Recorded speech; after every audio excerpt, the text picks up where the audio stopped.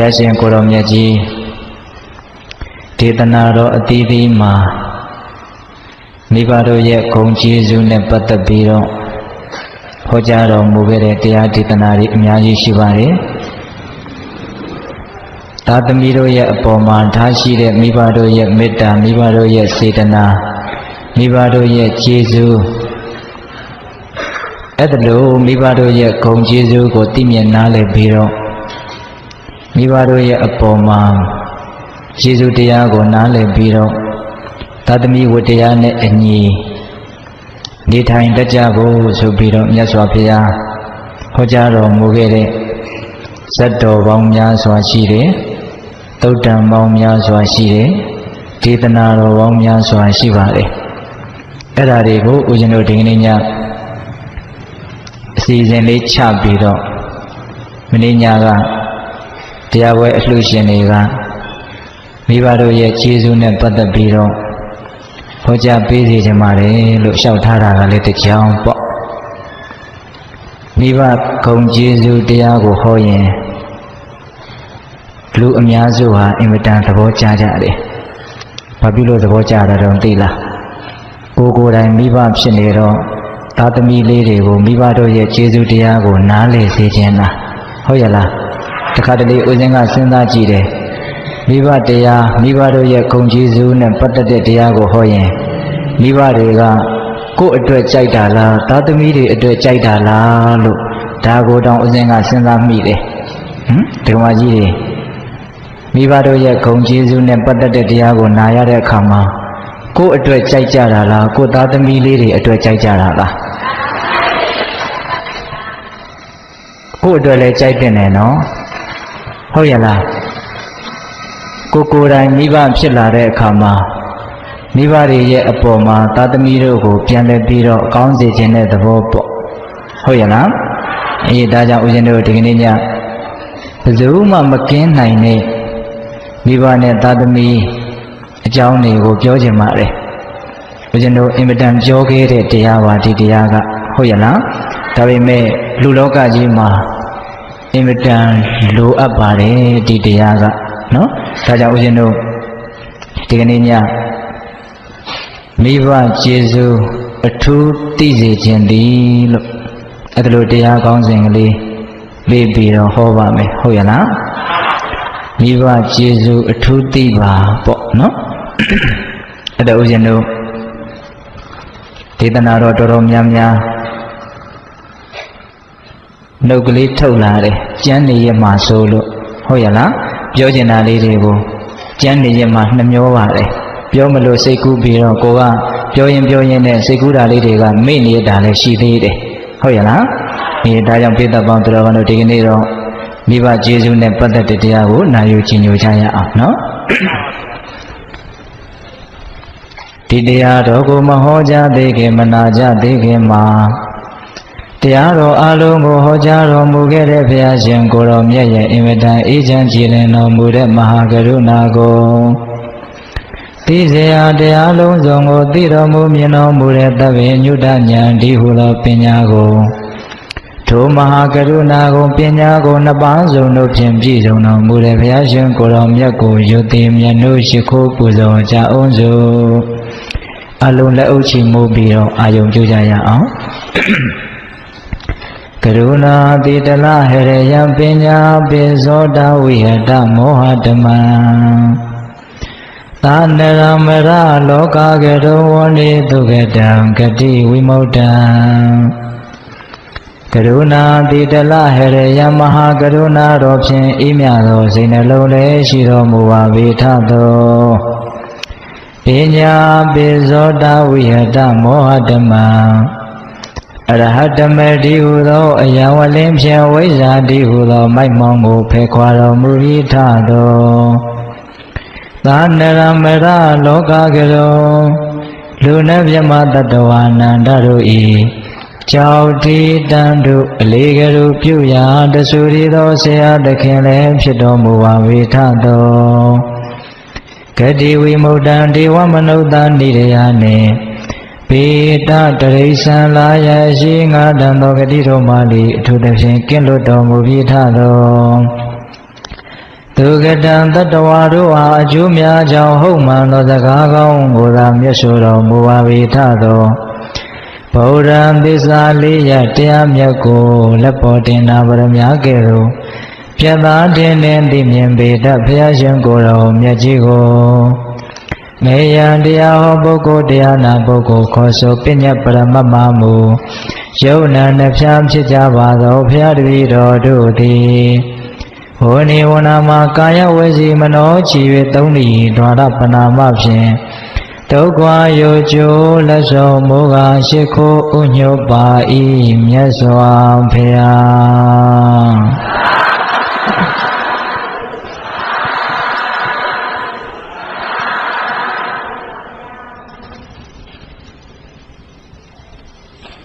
ဘုရားတို့ဒီကနေ့ည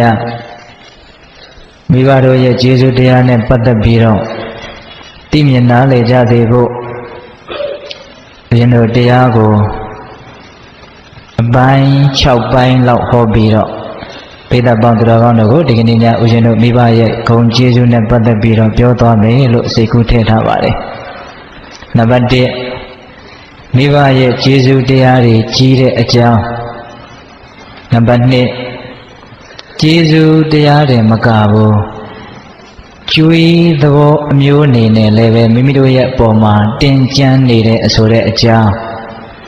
ဘိသိက်ကျေးဇူးဆိုတာရဲ့ကျွေးဆိုတာရဲ့မတူဘူးနော်အေးအဲ့ဒါကိုဦးဇင်းတို့ပြောမယ်နံပါတ်3ရှင်းသူတော်ကောင်းကြီးတို့ဟာမိဘရဲ့ကျေးဇူးကိုတတ်နိုင်သမျှဆက်သွားကြတယ်ဆိုတဲ့အကြောင်းကျေးဇူးဆက်တယ်ဆိုတာသူတော်ကောင်းတို့ရဲ့လမ်းစဉ်ဖြစ်တယ်ဆိုတဲ့အကြောင်းပေါ့။နောက်ဦးဇင်းတို့နံပါတ်4အင်မတန်ကြီးမားလာတဲ့မိဘတို့ရဲ့ကျေးဇူးကိုဘယ်လိုဆက်ကြမလဲဆိုတဲ့အကြောင်းနော်။နောက်နံပါတ်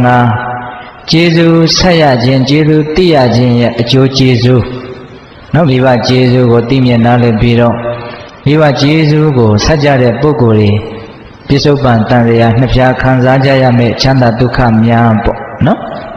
နောက်ဦးဇင်းတို့နံပါတ်6ကျေးဇူးမဆက်ဖဲနဲ့ကျေးဇူးကမ်းမယ်ကျေးဇူးတရားကိုသိမြင်နားမလည်မှုမရှိဘူးဆိုရင်တော့ဘယ်လိုအပြစ်တွေရနိုင်လဲဆိုတဲ့အကြောင်းနော်အဲ့လိုလေးအစီအစဉ်ချပြီးတော့ဘေးသားပေါင်းတော်ကောင်းတို့ကိုဦးဇင်းတို့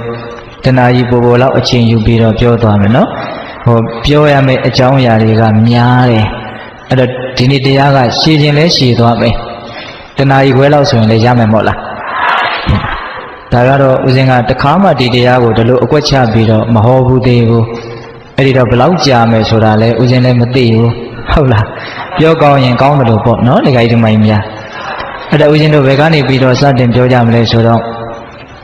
မိဘတို့ရဲ့ဂုဏ်ကျေးဇူးဟာသာသမီတွေရဲ့ပုံမှာအင်မတန်ကြီးမားပါတယ်ဆိုတာကနေပြီးတော့စတင်ပြောကြရအောင်နော်အဲ့ဒါကိုဦးဇင်းတို့အင်္ဂုတ္တပါဠိတော်ဒုက္ခနိဗ္ဗာန်သမစိတ်တဝက်မှာမြတ်စွာဘုရားကယဟန်တော်တွေကိုဟောထားတာရှိတယ်ဖြစ်သားတို့တဲ့ဟောဒီလောကမှာနှစ်ဦးသောပုဂ္ဂိုလ်တို့ရဲ့ကျေးဇူးတရားကိုလွယ်လွယ်ကူကူဆက်လို့မရနိုင်ဘူးတဲ့အဲ့ဒီနှစ်ဦးသောပုဂ္ဂိုလ်ဆိုတာကမိခင်ဖခင်ကျေးဇူးရှင်တို့ကိုပြောတာတဲ့အဲ့ဒီမိခင်ဖခင်ကျေးဇူးရှင်တို့ကိုကျေးဇူးတရားတွေကိုသိမြင်နားလည်လို့သာသမီဖြစ်တဲ့ပုဂ္ဂိုလ်ကအဖေကိုပခုံးတစ်ဖက်မှာတင်အမေကိုပခုံးတစ်ဖက်မှာတင်အဲ့ဒါအသက်တရားရှိတယ်ဆိုရင်အဲ့ဒီအသက်တရားကလပ်ပတ်လုံးဒီအဖေအမေကိုပခုံးထက်မှာပဲရေချိုးခြင်းနဲ့ဆိုရင်ချုံပေးမယ်ကျင်ကြီးခြင်းနဲ့ဆွန့်ခြင်းနဲ့ဆိုရင်လည်းအဲ့ဒီပခုံးထက်မှာပဲဆွန့်စီပေါ့အဲ့ဒါခြေစုပ်လက်နဲ့ပြုတ်ရေဘူးရေအေးပေးပြီးတော့အဝိအစားအစုံစွာနဲ့ပြုစုလှုပ်ကြွေးတော်လည်းပဲဒါကျေးဇူးတရားကိုအခြေအလဲဆက်ပြီးပြီလို့ပြောလို့မရဘူးတဲ့မိခင်ဖခင်တို့ရဲ့ကျေးဇူးတရားတွေကများလွန်းလို့အဲ့ဒီမှာမြတ်စွာဘုရားကဘယ်လောက်ထိပြောထားလဲဆိုတော့ဟောဒီမြေအပြင်ကြီးတစ်ခုလုံးကိုအစိုးရတဲ့ရှင်ဘုရင်အဖြစ်ကိုရအောင်လုပ်ပေးမယ်ဆိုရင်တောင်မှမိဘကျေးဇူးကိုဆက်ရမရောက်သေးဘူးတဲ့မိဘရဲ့ကျေးဇူးတရားဆိုတာအဲ့လောက်ကြီးတယ်ပေါ့နော်ဒါကြောင့်ဦးဇင်းတို့မဂ္ဂဒေဝလင်္ကာရေးသားတော်မူတဲ့မန္တလေးစတော်ဘုရားကြီးကဘာကိုလျာမိမလည်းဝဲအမြဲဆောင်ရပခုံးထက်တွင် တင်လျက်လှုပ်ကြွေးမပြတ်မွေးလေကျေးဇူးကုံဆိုင်မကုံနိုင်ဘူးလို့မိဘတို့ရဲ့ဂုဏ်ကျေးဇူးကိုအဲ့ဒါလိုတူတူတုတ်တုတ်မှတ်တမ်းတင်ထားတယ်ဟုတ်ရဲ့လားအဲ့ဒီမှာမြတ်စွာဘုရားကပြောလို့ရင်းကမိဘတို့ရဲ့သားသမီးရဲ့အပေါ်မှာတင်ရှိနေတဲ့ကျေးဇူးတရားမေတ္တာတရားတွေဟာကြီးမားလွန်းလို့ဆက်လို့မကုံနိုင်ဘူးဒီနေရာမှာကျေးဇူးတရားကိုဆက်ရရောက်အောင်အကောင်းဆုံးကျေးဇူးဆက်တဲ့နည်းကိုလည်းပဲအဲ့ဒီတုတ်တန်ထဲမှာပဲထည့်ပြီးတော့ဟောထားတယ်အဲ့ဒါနောက်ပိုင်းကျတော့ဦးဇင်းတို့ကျေးဇူးကိုဘယ်လိုဆက်ကြမလဲဆိုတဲ့အပိုင်းမှာအဲ့ဒါလေးကိုထည့်ပြောမယ်ဟုတ်ရဲ့လားအခုလောလောဆယ်တော့မြတ်စွာဘုရားကမိဘတို့ရဲ့ဂုဏ်ကျေးဇူးတတ္တမတတ္တဝါတွေရဲ့ပုံမှာကြီးမားတယ်သားသမီးတွေရဲ့ပုံမှာကြီးမားတယ်ဆိုတာကိုပဲပြောမယ်ဟုတ်ရဲ့လားဘာဖြစ်လို့ကျေးဇူးတရားတွေကကြီးသလဲဆိုတော့ဦးဇင်းတို့မိဘဆိုတာသားသမီးတွေရဲ့အပေါ်မှာအာပါဒကာတဲ့အသက်ကိုစောင့်ရှောက်တယ်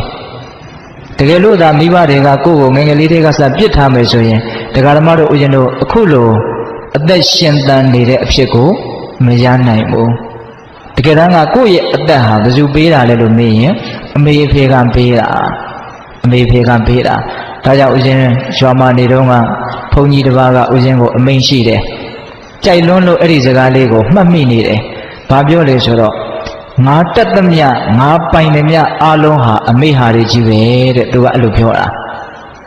သူပိုင်သမျှအားလုံးဟာဗါတဲ့တော့အမေဟာကြီးပဲတဲ့အဖေတွေလည်းအားမငယ်နဲ့နော်မိဘတွေအကုန်လုံးပန်သွားတာပါဟုတ်ရဲ့လားပြောနေကြဆိုတော့မိခင်ဖခင်ဆိုတော့မိခင်ကရှေ့ကနေတာအခုတကယ်လည်းပဲကျမ်းဂန်ဒေသနာအထောက်ထားရလက်တွေ့ယုတ်တိအရာဖခင်မေတ္တာနဲ့မိခင်မေတ္တာဆိုတာမိခင်မေတ္တာကကြီးပါတယ်ဟုတ်ရဲ့လားအေးအဲ့ဒါလို့မိဘတွေဟာသားသမီးတွေကိုအပါရကအသက်ကိုစောင့်ရှောက်ခဲ့တယ်ပောတကာပြုစုလှုပ်ကြွေးခဲ့တယ်နော်အစာရည်သားနဲ့ကြွေးခဲ့တယ်ဒါပိဿဘောတော်တို့ငယ်ငယ်တုန်းကအဖြစ်ကလေးတွေကိုတစ်ချက်လောက်ပြန်ငဲ့ဆောင်ပြီးတော့ကြည့်တဲ့နယ်လို့ထင်တယ်နော်လာကားလေးနှစ်သားကလေးမစင်ကျင်ကြီးကစားအလုံးကိုကျွေးမွေးတုတ်တင်ပြီးတော့မိဘတို့ရဲ့မိမိအပေါ်မှာပြုခဲ့တဲ့ကျေးဇူးတရားတရက်မဟုတ်ဘူးတစ်လမဟုတ်ဘူးဟုတ်ရဲ့လားအေးပြီးတော့မြတ်စွာဘုရားကဓာတ်တစ်တော်တဲ့ဟောဒီလောကကြီးကိုမိဘတွေကကိုယ့်ကိုပြခဲ့တာတဲ့ဒီစကားလေးကိုဦးဇင်းကတော်တော်ကြိုက်တယ်လောကကြီးအကြောင်းကိုဒကာကြီးတို့ဒကမာကြီးတို့ဦးဇင်းတို့သိရတာမြင်ရတာအခြေခံဘယ်သူကစပြခဲ့တာလဲမြတ်စွာဘုရားဟောထားတဲ့ဒေသနာကိုထောက်ပြီးတော့ကြည်လိုက်ဘယ်သူကစပြတာလဲမိဘတွေကစပြီးတော့ပြတာ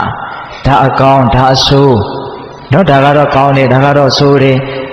ဒါကတော့ယုံညံ့တယ်ဒါကတော့မြင့်မြတ်တယ်အစရှိသဖြင့်လောကကြီးရဲ့အကြောင်းကိုသိအောင်မြင်အောင်မိဘတွေကသားသမီးတွေကိုပြခဲ့တာဒါကြောင့်မြတ်စွာဘုရားကမိဘတို့ရဲ့ကျေးဇူးတရားဆိုတာများလွန်းလို့ဦးဇင်းတို့ဣတိဥပါရိတော်မှာသဗ္ဗမကသုတ်တံဆိုတာရှိတယ်နော်အဲ့ဒီသဗ္ဗမကသုတ်တံမှာမြတ်စွာဘုရားကဘယ်လောက်ထိဟောထားတုံးဆိုတော့ရှစ်သားတို့တဲ့မိဘတွေကိုပြုစုလုပ်ကြွေးပြီးတော့မိဘတွေနဲ့တအိမ်နဲ့နေမိဘတွေကိုပူဇော်ပြီးတော့မိဘတွေကိုအမျက်တိုးညံ့ညံ့နိုးနိုးနဲ့အဲ့ဒါလိုပြုစုလုပ်ကြွေးနေတဲ့ပုဂ္ဂိုလ်တွေဟာသဗ္ဗမကဗြမာတွေနဲ့အတူတူနေရတဲ့လူဟာတဲ့ဟောလူတွေကဗြမာဆိုလို့ရှိရင်အထင်ကြီးတဲ့သဘောလည်းရှိတာအခုတကယ်လည်းအထင်ကြီးတွေဟာရှိပါတယ်သူတို့ကမြင့်မြတ်တဲ့မျိုးစားတွေဟုတ်ရဲ့လားဇန်ချမ်းသာနဲ့နေတယ်ကိလေသာမနှဲဘူးလားနဲတယ်အဲ့ဒါမိဘတွေနဲ့အတူနေတဲ့ပုဂ္ဂိုလ်ဟာသဗ္ဗမကာနိဗြမာတွေနဲ့အတူတူနေရတဲ့ပုဂ္ဂိုလ်တဲ့သပုပ္ပဒေဝတာနိရှေးဥနတ်တွေနဲ့အတူတူနေရတဲ့ပုဂ္ဂိုလ်တဲ့မိဘနဲ့အတူတူနေတဲ့ပြုစုလုပ်ကြွေးနေတဲ့ပုဂ္ဂိုလ်ဟာဟုတ်ရဲ့လားပြီးတော့သပုပ္ပစရိယကာနိတဲ့လက်ဦးဆရာတွေနဲ့အတူတူနေရတဲ့လူတဲ့နော်နောက်ဆုံးပြောထားတာတွေကပိုလို့တောင်စိတ်ဝင်စားကြကောင်းတယ်သာဟုနေယကာနိတဲ့အလှခံယူတိုက်တယ်ဆိုတဲ့ပုဂ္ဂိုလ်တွေနဲ့အတူတူနေရတဲ့ပုဂ္ဂိုလ်တဲ့လေးမျိုးပြောတယ်မိဘနဲ့အတူတူနေရတာဟာဗြမာနဲ့အတူတူနေရတာဆိုလိုတာကမိဘဆိုတာဗြမာပဲတဲ့ဗြမာဆိုတာမြင့်မြတ်သောလို့အဓိပ္ပာယ်ရတယ်ဘာလို့ဗြမာတွေကိုမြင့်မြတ်တယ်လို့ပြောတာလဲမေတ္တာကရုဏာမုရိဒာဥပေက္ခာဆိုတဲ့မြင့်မြတ်တဲ့တရား၄ပါးနဲ့နေလို့ဗြမာကိုမြင့်မြတ်တယ်လို့ဆိုတယ်အဲ့တော့မိဘတွေကလည်းပဲတဘာသောတတ္တဝါတွေရဲ့အပေါ်မှာသာလေမေတ္တာကရုဏာမုရိဒာဥပေက္ခာမထားနိုင်ရင်ရှိရမယ် သားသမီးတွေအပေါ်မှာတော့မိဘတွေဟာဇမဝိဟာရတရားနဲ့အညီမနေနိုင်ဘူးလားနေနိုင်တာပေါ့မေတ္တာလည်းထားနိုင်နေကရုဏာလည်းထားနိုင်နေမုဒိတာလည်းထားနိုင်နေဥပိ္ပခာလည်းထားနိုင်နေမိဘတွေကသားသမီးတွေပေါ်မှာအင်မတန်ချစ်တာအင်မတန်ကောင်းလေချင်တာအင်မတန်ဘေးရန်ကင်းလေချင်တာနောက်တလုံးနဲ့တော့မျက်စိကိုစောင်းရှောက်တယ်လို့မျိုးကိုသားသမီးကိုစောင်းရှောက်ကြတာပဲမိဘရဲ့မေတ္တာကိုမှီနေမေတ္တာဆိုတာမရှိဘူးဒါကြောင့်မြတ်စွာဘုရားကပေးတတ်လို့ရပါတယ်မေတ္တာတုတ်မှာမာတာယထာနိယံပုဒ္ဒလို့မေတ္တာကိုအကောင်းဆုံးဥပမာပေးတော့တူရီသောသားကိုမိခင်ဟာချစ်မြတ်လို့စောင့်ရှောက်တယ်လို့တတ္တဝါတွေကိုချစ်ရမယ်လို့ပြောထားတာမရှိဘူးလားရှိတယ်မိဘတွေကသားသမီးတွေပေါ်မှာချစ်တယ်ဒါကြောင့်ပါလေမေတ္တာရှိတယ်သားသမီးတွေပေါ်မှာတနာတာဘောမရှိဘူးလားရှိတာပေါ့ဒါတွေကအကျင့်ချက်ပြောရင်အင်မတန်ကောင်းတယ်နောက်ထပ်ပြောရမယ့်အချက်လက်တွေကအများကြီးရှိလို့သိလားသားသမီးတွေကိုမိဘတွေဟာဘလောက်ချစ်တယ်လဲဆိုတာကိုမိဘဖြစ်ဖူးတဲ့ပုံကိုယ်တွေကပို့ပြီးတော့နားလေကြလိမ့်မယ်အဇာတတမင်းကသူ့အဖေကိုတတ်တော့အဖေသေးပြီဆိုတဲ့စာနဲ့သားလေးမွေးပြီဆိုတဲ့စာတပြိုင်တည်းရောက်လာတာမဟုတ်လားသူ့တွေကိုရောက်လာတယ်နော်ရောက်လာတဲ့အခါကျတော့အဲ့ဒီမှာအဇာတတရဲ့ခံစားချက်ပေါ့ဟုတ်လားအဖေသေးပြီပြီးတော့ဗာလဲသားလေးမွေးပြီဆိုသားလေးမွေးပြီဆိုတာကိုသိရတော့သားပေါ်မှာချစ်တဲ့မေတ္တာကြောင့်ဒီအင်မတန်ကြည်လင်တဲ့စိတ်ကချမ်းသာတဲ့သဘောကရိုးတွင်းချင်စီထိအောင်ခိုက်တယ်အဲ့ဒီမှာသူတစ်ချက်နားလေသွားတယ်ငါဟာငါသားလေးကိုချစ်တယ်လို့ငါအဖေကလည်းငါ့ကိုချစ်မှာပဲဆိုတဲ့တစ်ချက်ပေါ့အဇာတတဟာအဖေကိုတတ်ခဲ့တဲ့အတွက်ကြောင့်အင်မတန်ဆိုးဝါးတဲ့သမိုင်းရှိတဲ့ပုဂ္ဂိုလ်ပေါ့နော်သို့တော်လည်းပဲအဇာတတမင်းကြီးကဘုဒ္ဓသင်အရာမှာမြတ်စွာဘုရားကိုကြည်ညိုတဲ့နေရာမှာ2ယောက်မရှိဘူးလို့ပြောတယ်ဒါကြောင့်ဦးဇင်းတို့နှစ်ပေါင်း6000ပြီးရင်ဝိဇိတာဝီဆိုပြီးတော့ပြစ္ဆေကဗုဒ္ဓဖြစ်မှာနော်အဇာတတကအဲ့ဒီမှာသူ့ရဲ့အတွေးလေးတစ်ချက်ကတော့တော်တော်ရည်စက်နီးရမကောင်းဘူးလားနော်ငါဟာငါသားလေးကိုချစ်တယ်လို့ငါအဖေဟာလည်းငါ့ကိုချစ်မှာပဲဆိုတဲ့အတွေးတချို့မိဘတွေမှာအဲ့လိုမျိုးတွေးချင်မှတွေးမှာနော်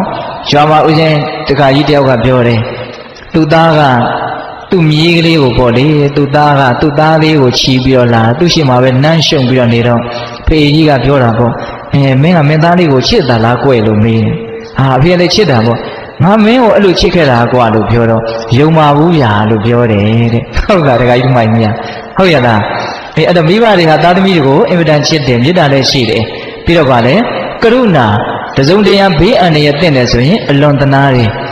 ငယ်ငယ်တုန်းကအပြစ်ကင်းကင်းရှင်ကလေးတွေကြိုက်တယ်ကြဘိုးတွေကြိုက်တယ်တစုံတစ်ခုကြောင့်ငိုတယ်ဆိုရင်မိဘဖြစ်တဲ့လူဟာနေမထိထိုင်မထိတနာတဲ့စိတ်မဖြစ်ဘူးလားဖြစ်တယ်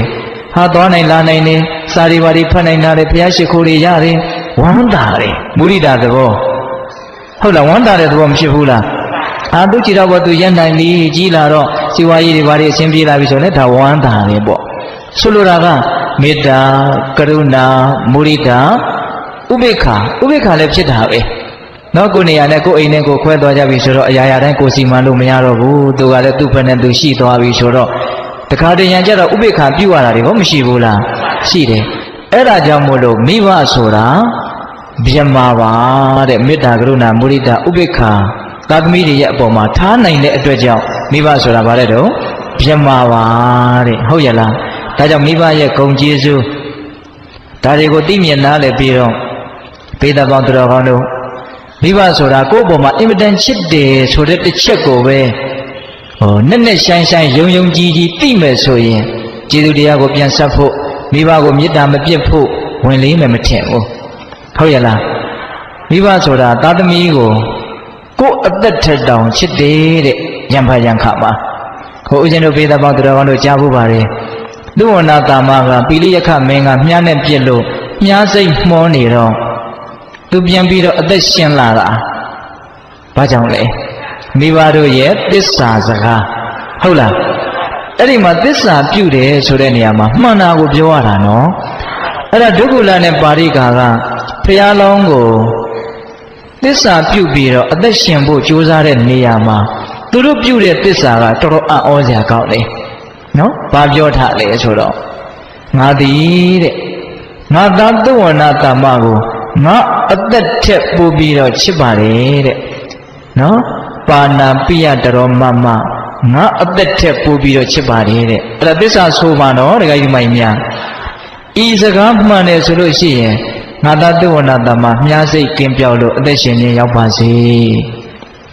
တကယ်မှန်တော့တုဝနာတမမရှင်ဘူးလားရှင်နေမိဘဆိုတာသားသမီးတွေကိုအဲ့လိုချစ်တာဟုတ်ဦးဇင်းတို့သားသမီးပေါ်မှာမိဘတွေချစ်တယ်ဆိုတာကိုဘယ်လိုစိတ်မျိုးမဆိုထက်ပြင်းပြင်းထန်ထန်ချစ်တယ်ဆိုတဲ့အပိုင်းကိုဦးဇင်းတို့အခုသိပ္ပံပညာရှင်တွေကအမျိုးမျိုးစမ်းတာတွေရှိတယ်ဒါလူငယ်တွေကိုဦးဇင်းကဘုဟုတ္တပြောကျင်တာသူတို့ကကြွက်တွေနဲ့စမ်းတာသိလားဦးဇင်းတို့တစ်တာလေးနှလုံးရိုက်ထားတယ်အဲ့ဒီတစ်တာနှစ်ခုကိုတစ်တာကအလုံးပေါ့နော်ဒါပေမဲ့အပေါင်းတစ်ပေါက်ဖောက်ထားပြီးတော့အဲ့ဒီအပေါက်ချင်းကိုလမ်းကလေးဆက်သွယ်ထားတယ်အဲ့ဒီလမ်းကပုံမှန်ဖြတ်လို့မရအောင်လွယ်လွယ်ဖြတ်လို့မရအောင်လျှက်စစ်တက်လွှတ်ထားတယ်အဲ့ဒီကြွက်ကိုအစာဖြတ်ပြီးတော့ဒီဘက်ပုံးထဲမှာအစာထည့်တယ်ဒီဘက်ပုံးထဲမှာကြွက်ကိုထည့်ထားတယ်အစာအတွက်သူဘယ်နှကြိမ်ဖြတ်တယ်လဲဒီဓာတ်လွှတ်ထားတဲ့ဓာတ်လိုက်ခံပြီးတော့အစာစားတဲ့အစိတ်သူဘယ်လောက်ဖြတ်မလဲ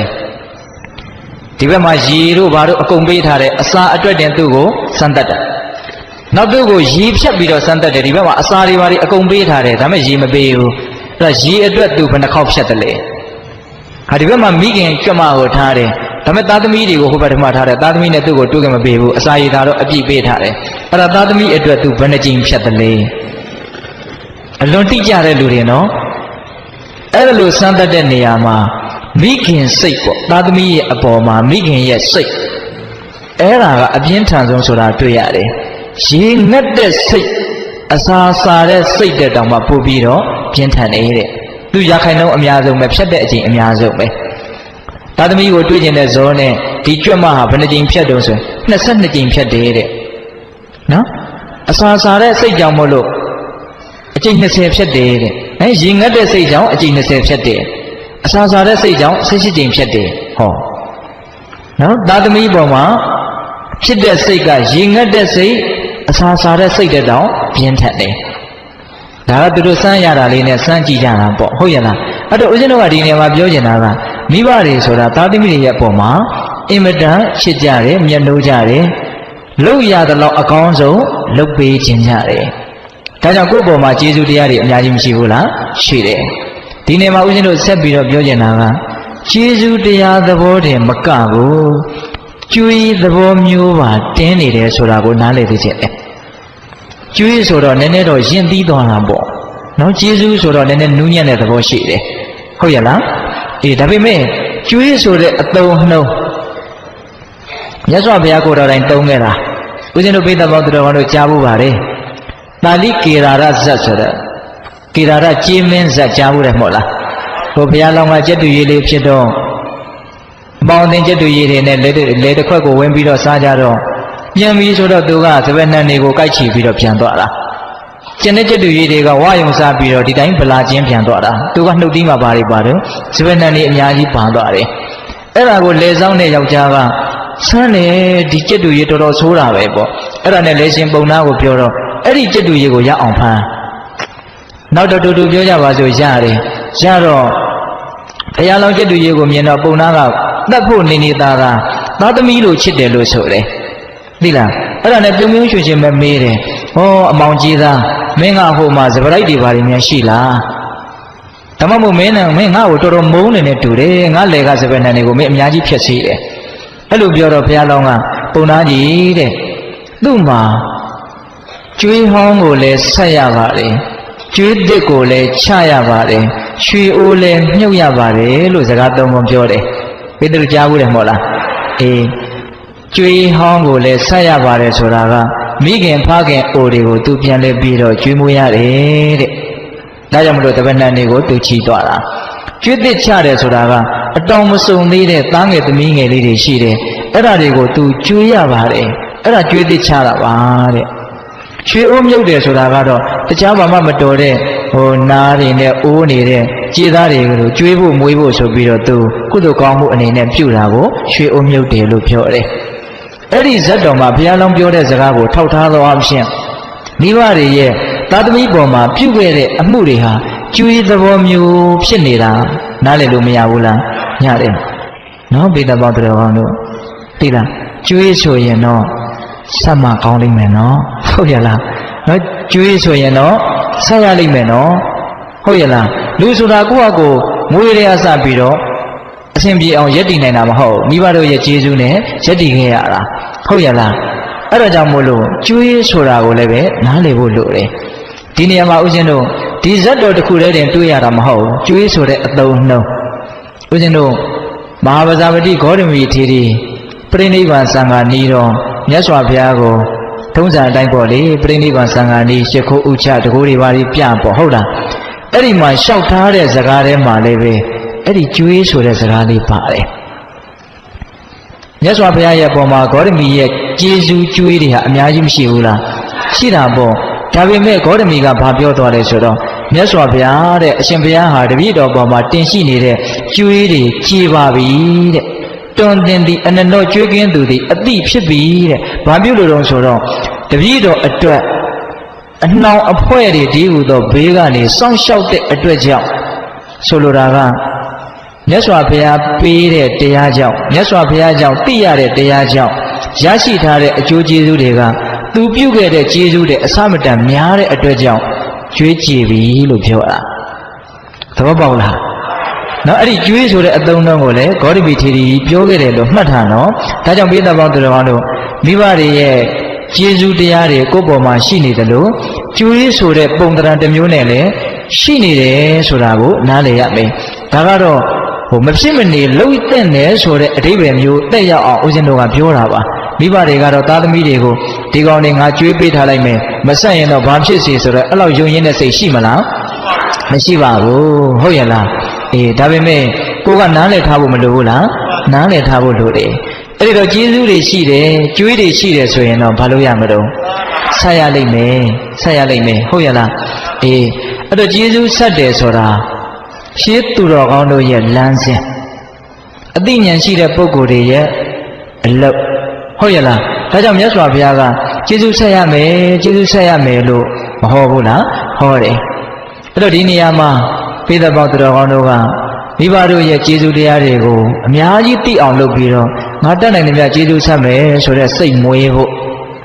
ကျေးဇူးဆက်ခြင်းဒီပင်လေသူတော်ကောင်းတို့ရဲ့လမ်းစဉ်ကိုလိုက်နေတာလို့ခံယူကြဖို့ဟုတ်ရဲ့လားအဲ့တော့ဦးဇင်းတို့ကျေးဇူးဆက်တဲ့နေရာမှာလွန်လွန်ကဲကဲကျေးဇူးဆက်တဲ့အဖြစ်အပျက်တွေကိုကြားရရင်စိတ်ထဲမှာကြည်နူးတဲ့သဘောလည်းဖြစ်တယ်ကိုယ်တိုင်လည်းပဲအတုယူအားကြတဲ့သဘောလည်းဖြစ်ရတယ်အဲ့တော့ဦးဇင်းတို့ဘာပြောချင်တော့ဆိုတော့သုဝဏကာမဇတ်ကိုပဲထပ်ပြောချင်တယ်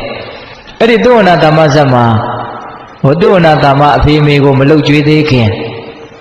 ဒုက္ခလာနဲ့ပါရိကတော်တွေကိုတတိရှာသွားတော့မိုးရီလေးတွေလာတော့တစ်ပင်တစ်ပင်အောက်ကိုဝင်းခိုတော့ကြတဲ့ချွေးကတောင်ဖို့အခေါင်းထဲကိုဝင်သွားတာအဲ့ဒီမှာမွေကစိတ်ဆိုးပြီးတော့အစိတ်နဲ့မှုတ်လိုက်လို့မိဘနှစ်ပါးဖြစ်သွားတော့မျက်စိကွယ်သွားတယ်အဲ့ဒါပြန်ချင်းပြန်ဝင်လာတဲ့အခါကျတော့သုဝဏတမကအဖေကြီးအမေကြီးခေါ်ရင်းနဲ့တောထဲမှာလိုက်ရှာတယ်လိုက်ရှာတော့မိဘနှစ်ပါးကကြာတော့ဒီနားမှာအန္တရာယ်ရှိတယ်ငါသားဒီနားမတိုးခင်နဲ့အဲ့လိုမိဘတွေကပြန်ပြီးတော့အတန်ပြီးတော့မှသုဝဏတမကခလန်းလန်း14ငရောင်လောက်ကရက်တယ်ပေါ့အဲ့ဒီမှာရက်ပြီးတော့ຫນွေကြိုးတွေဘာတွေခုတ်ပြီးတော့မှအမေဖေဒီကိုပြစ်ပြီးတော့မှအမေဖေကမျက်စိမမြင်ရတော့ဘူးဆိုတော့သူ့ဒီရောက်လာတယ်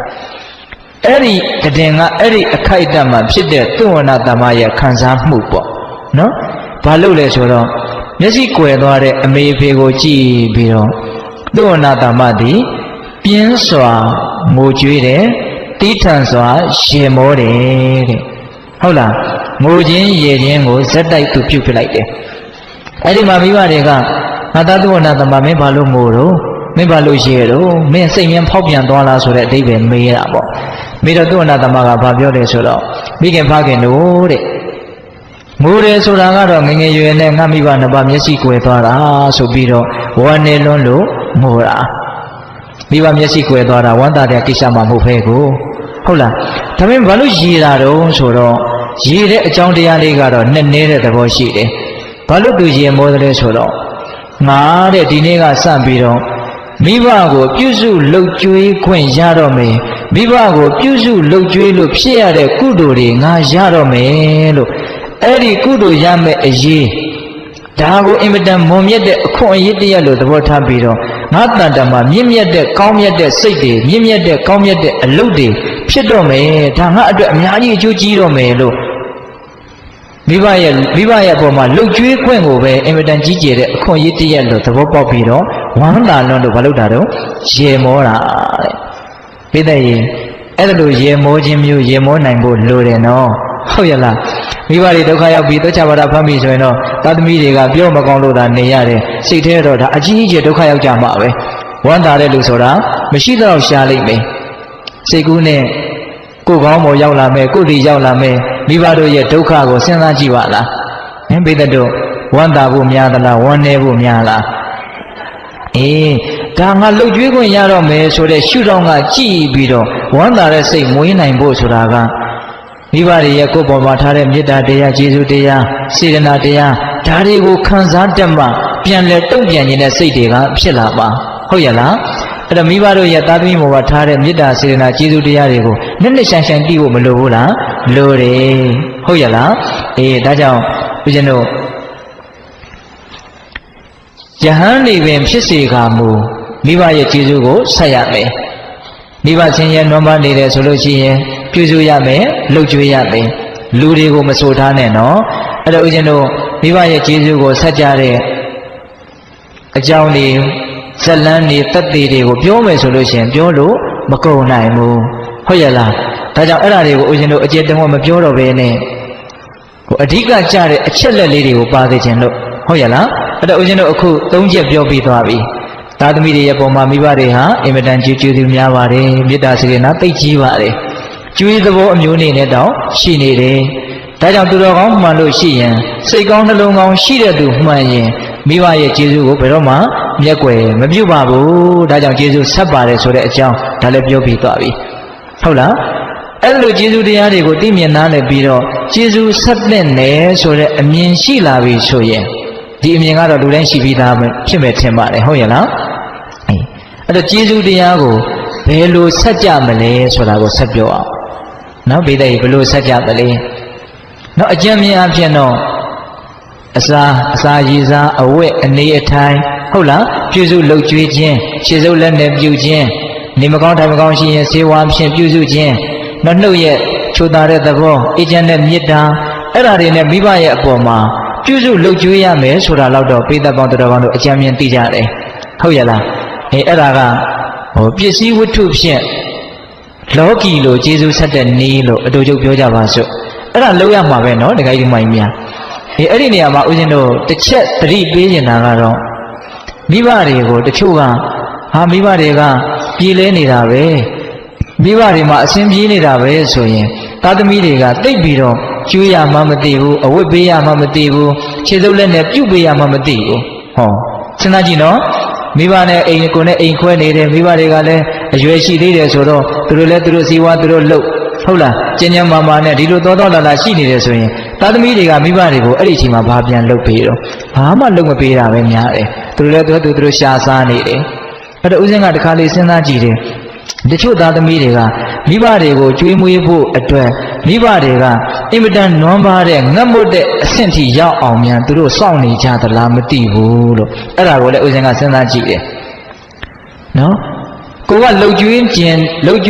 တဲ့အခြေအနေရောက်အောင်မိဘတွေကအဆင်မပြေဖြစ်ပေးရမယ့်အနေအထားမျိုးမှန်ရှိနေသလားမသိဘူး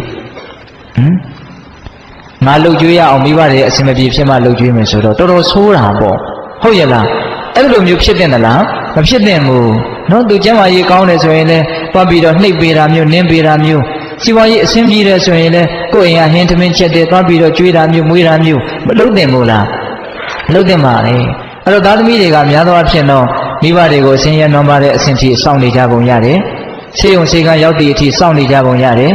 အိယာတွေကိုတွက်ချပါဖြစ်လေးဖြတ်သည့်အထိသူတို့စောင့်နေကြပုံရတယ်ကျန်တဲ့အချိန်မှာတော့မပြုစုကောင်းတယ်လို့မယူရကောင်းတယ်လို့နေကြတာထင်ကြတာများတယ်ဟုတ်လားတချို့ကြတော့လည်းပဲရှိသေးတယ်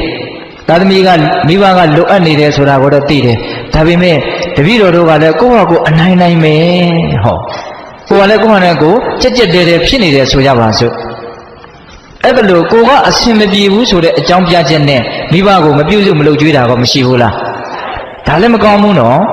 စောစောကပါလေ မိဘတွေအစဉ်ပြေးနေတယ်ဆိုတဲ့အကြောင်းပြချက်နဲ့မပြုစုမလုပ်ကြွေးကြတာအခုကဘာတော့ကိုယ်အစဉ်မပြေဘူးဆိုတဲ့အကြောင်းပြချက်နဲ့မပြုစုမလုပ်ကြွေးကြတာအဲ့ဒီအချက်ကိုကြတော့ဦးဇင်းတို့ကဘာပြောချင်လဲဆိုတော့ကင်ထားပါတော့ကိုကလည်းကိုစားဝတ်နေရအနိုင်နိုင်ကြိုးပမ်းနေရတယ်လုံးပမ်းနေရတယ်ထို့ရင်နော်ရှိစေတော့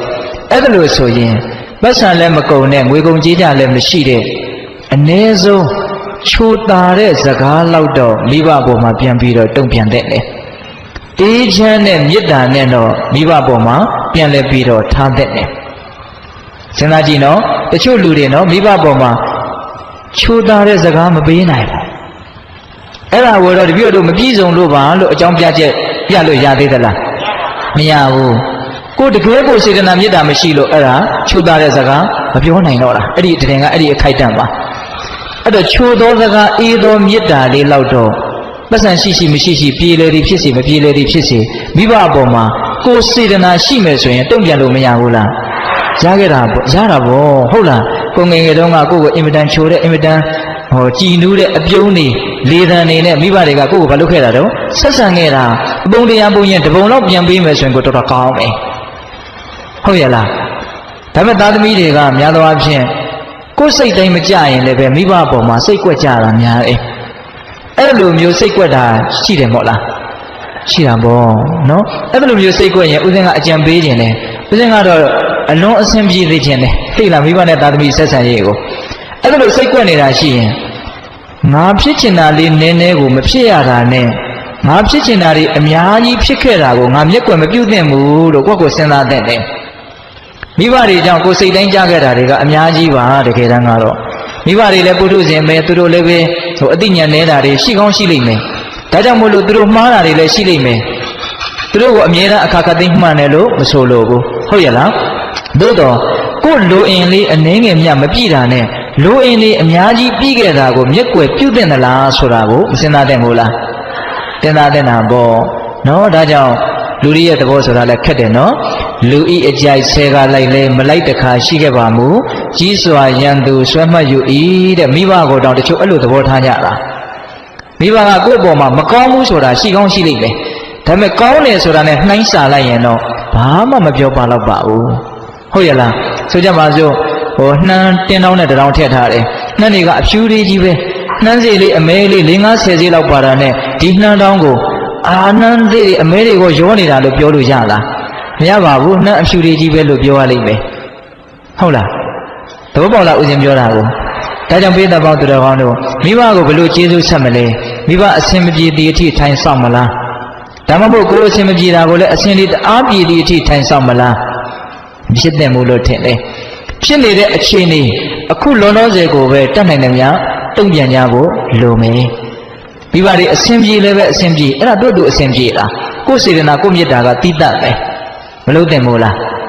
လုပ်တဲ့နာပေါ့ဒကာဓမ္မတို့သူများတွေကကြွေးယူထားတယ်ဆိုရင်တထေးတယောက်စီကကြွေးယူထားတယ်သူတို့အစဉ်ပြေးနေတာပဲငါပြန်ပေးကြမလို့ဘူးလို့လုပ်လို့ရလားဘာဖြစ်လို့တော့အဲ့ဒါကြတော့ကြွေးကိုမိဘကြတော့အဲ့လိုသဘောထားလားထားဟုတ်ရဲ့လားဒါကြောင့်ပေးတဲ့ပေါင်းသူတော်ကောင်းတို့ဒီအချက်လေးတွေဒါဦးဇင်းတို့ကစဉ်းစားစေချင်တာနော်ဟုတ်ရဲ့လားအေးပြီးတော့ဦးဇင်းတို့ပြောချင်တာကမိဘရဲ့ကျေးဇူးကိုဆက်ကြတဲ့နေရာမှာအဲ့ဒါလိုပြုစုမှုယူရမှုနဲ့ဆက်ကြတာတွေရှိတယ်နော်အဲ့ဒါလိုနီးနဲ့ဆက်လို့ကတော့ကျေးဇူးဆက်ရမရောက်ဘူးလို့တော့ဆိုလိုတာမဟုတ်ဘူးဒါပေမဲ့အပြည့်အလယ်ဆက်ပြီးပြီလို့တော့ပြောလို့မရဘူးတဲ့အဲ့ဒါဦးဇင်းတို့အင်္ဂုတ္တပါဠိတော်မှာမြတ်စွာဘုရားကမိဘရဲ့ကျေးဇူးကိုအကောင်းဆုံးဆက်ရရောက်အောင်နော်ဘယ်လိုလုပ်မလဲဆိုလို့ရှိရင်အဲ့ဒီနီးကတော့ဒါသားသမီးတိုင်းသတိထားရမယ်ပေါ့အဲ့ဒါဘာလဲဆိုတော့ယုံကြည်မှုတရားတရားမရှိတဲ့မိဘကိုယုံကြည်မှုတရားတရားရှိအောင်သားသမီးကပြောပြနိုင်ရမယ်ဟုတ်ရဲ့လားအဲ့တော့အကောင်းဆုံးကျေးဇူးဆက်နေနော်ကိုကျင့်တရားသီလပြည့်စည်နေတဲ့မိဘကိုကိုကျင့်တရားသီလကောင်းသွားအောင်ပြောပြနိုင်ရမယ်နှမျောဝန်တိုတဲ့မိဘကိုပေးကမ်းစွန့်ကြဲမှုမှာဝါဒနာပွားလာအောင်တိုက်တွန်းပေးနိုင်ရမယ်အဲ့ဒါဒီသာရင်သူ့ရဲ့ဘဝတန်တရားတစ်လျှောက်ပါကိုဟာကောင်းအောင်လုပ်ပေးရမရောက်ဘူးလားရောက်တယ်နော်တတ္တသီလစာကမရှိတဲ့မိဘကိုတတ္တသီလစာကရှိအောင်ဘာလုပ်ပေးရမလို့တိုက်တွန်းပေးရမယ်ပညာမရှိတဲ့မိဘကိုပညာရှိအောင်ကြိုးစားပေးရမယ် အဲ့ဒါဆိုလို့ရှိရင်မိဘကိုကျေးဇူးဆက်ရရောက်ပြီလို့ဘုရားဟောထားတယ်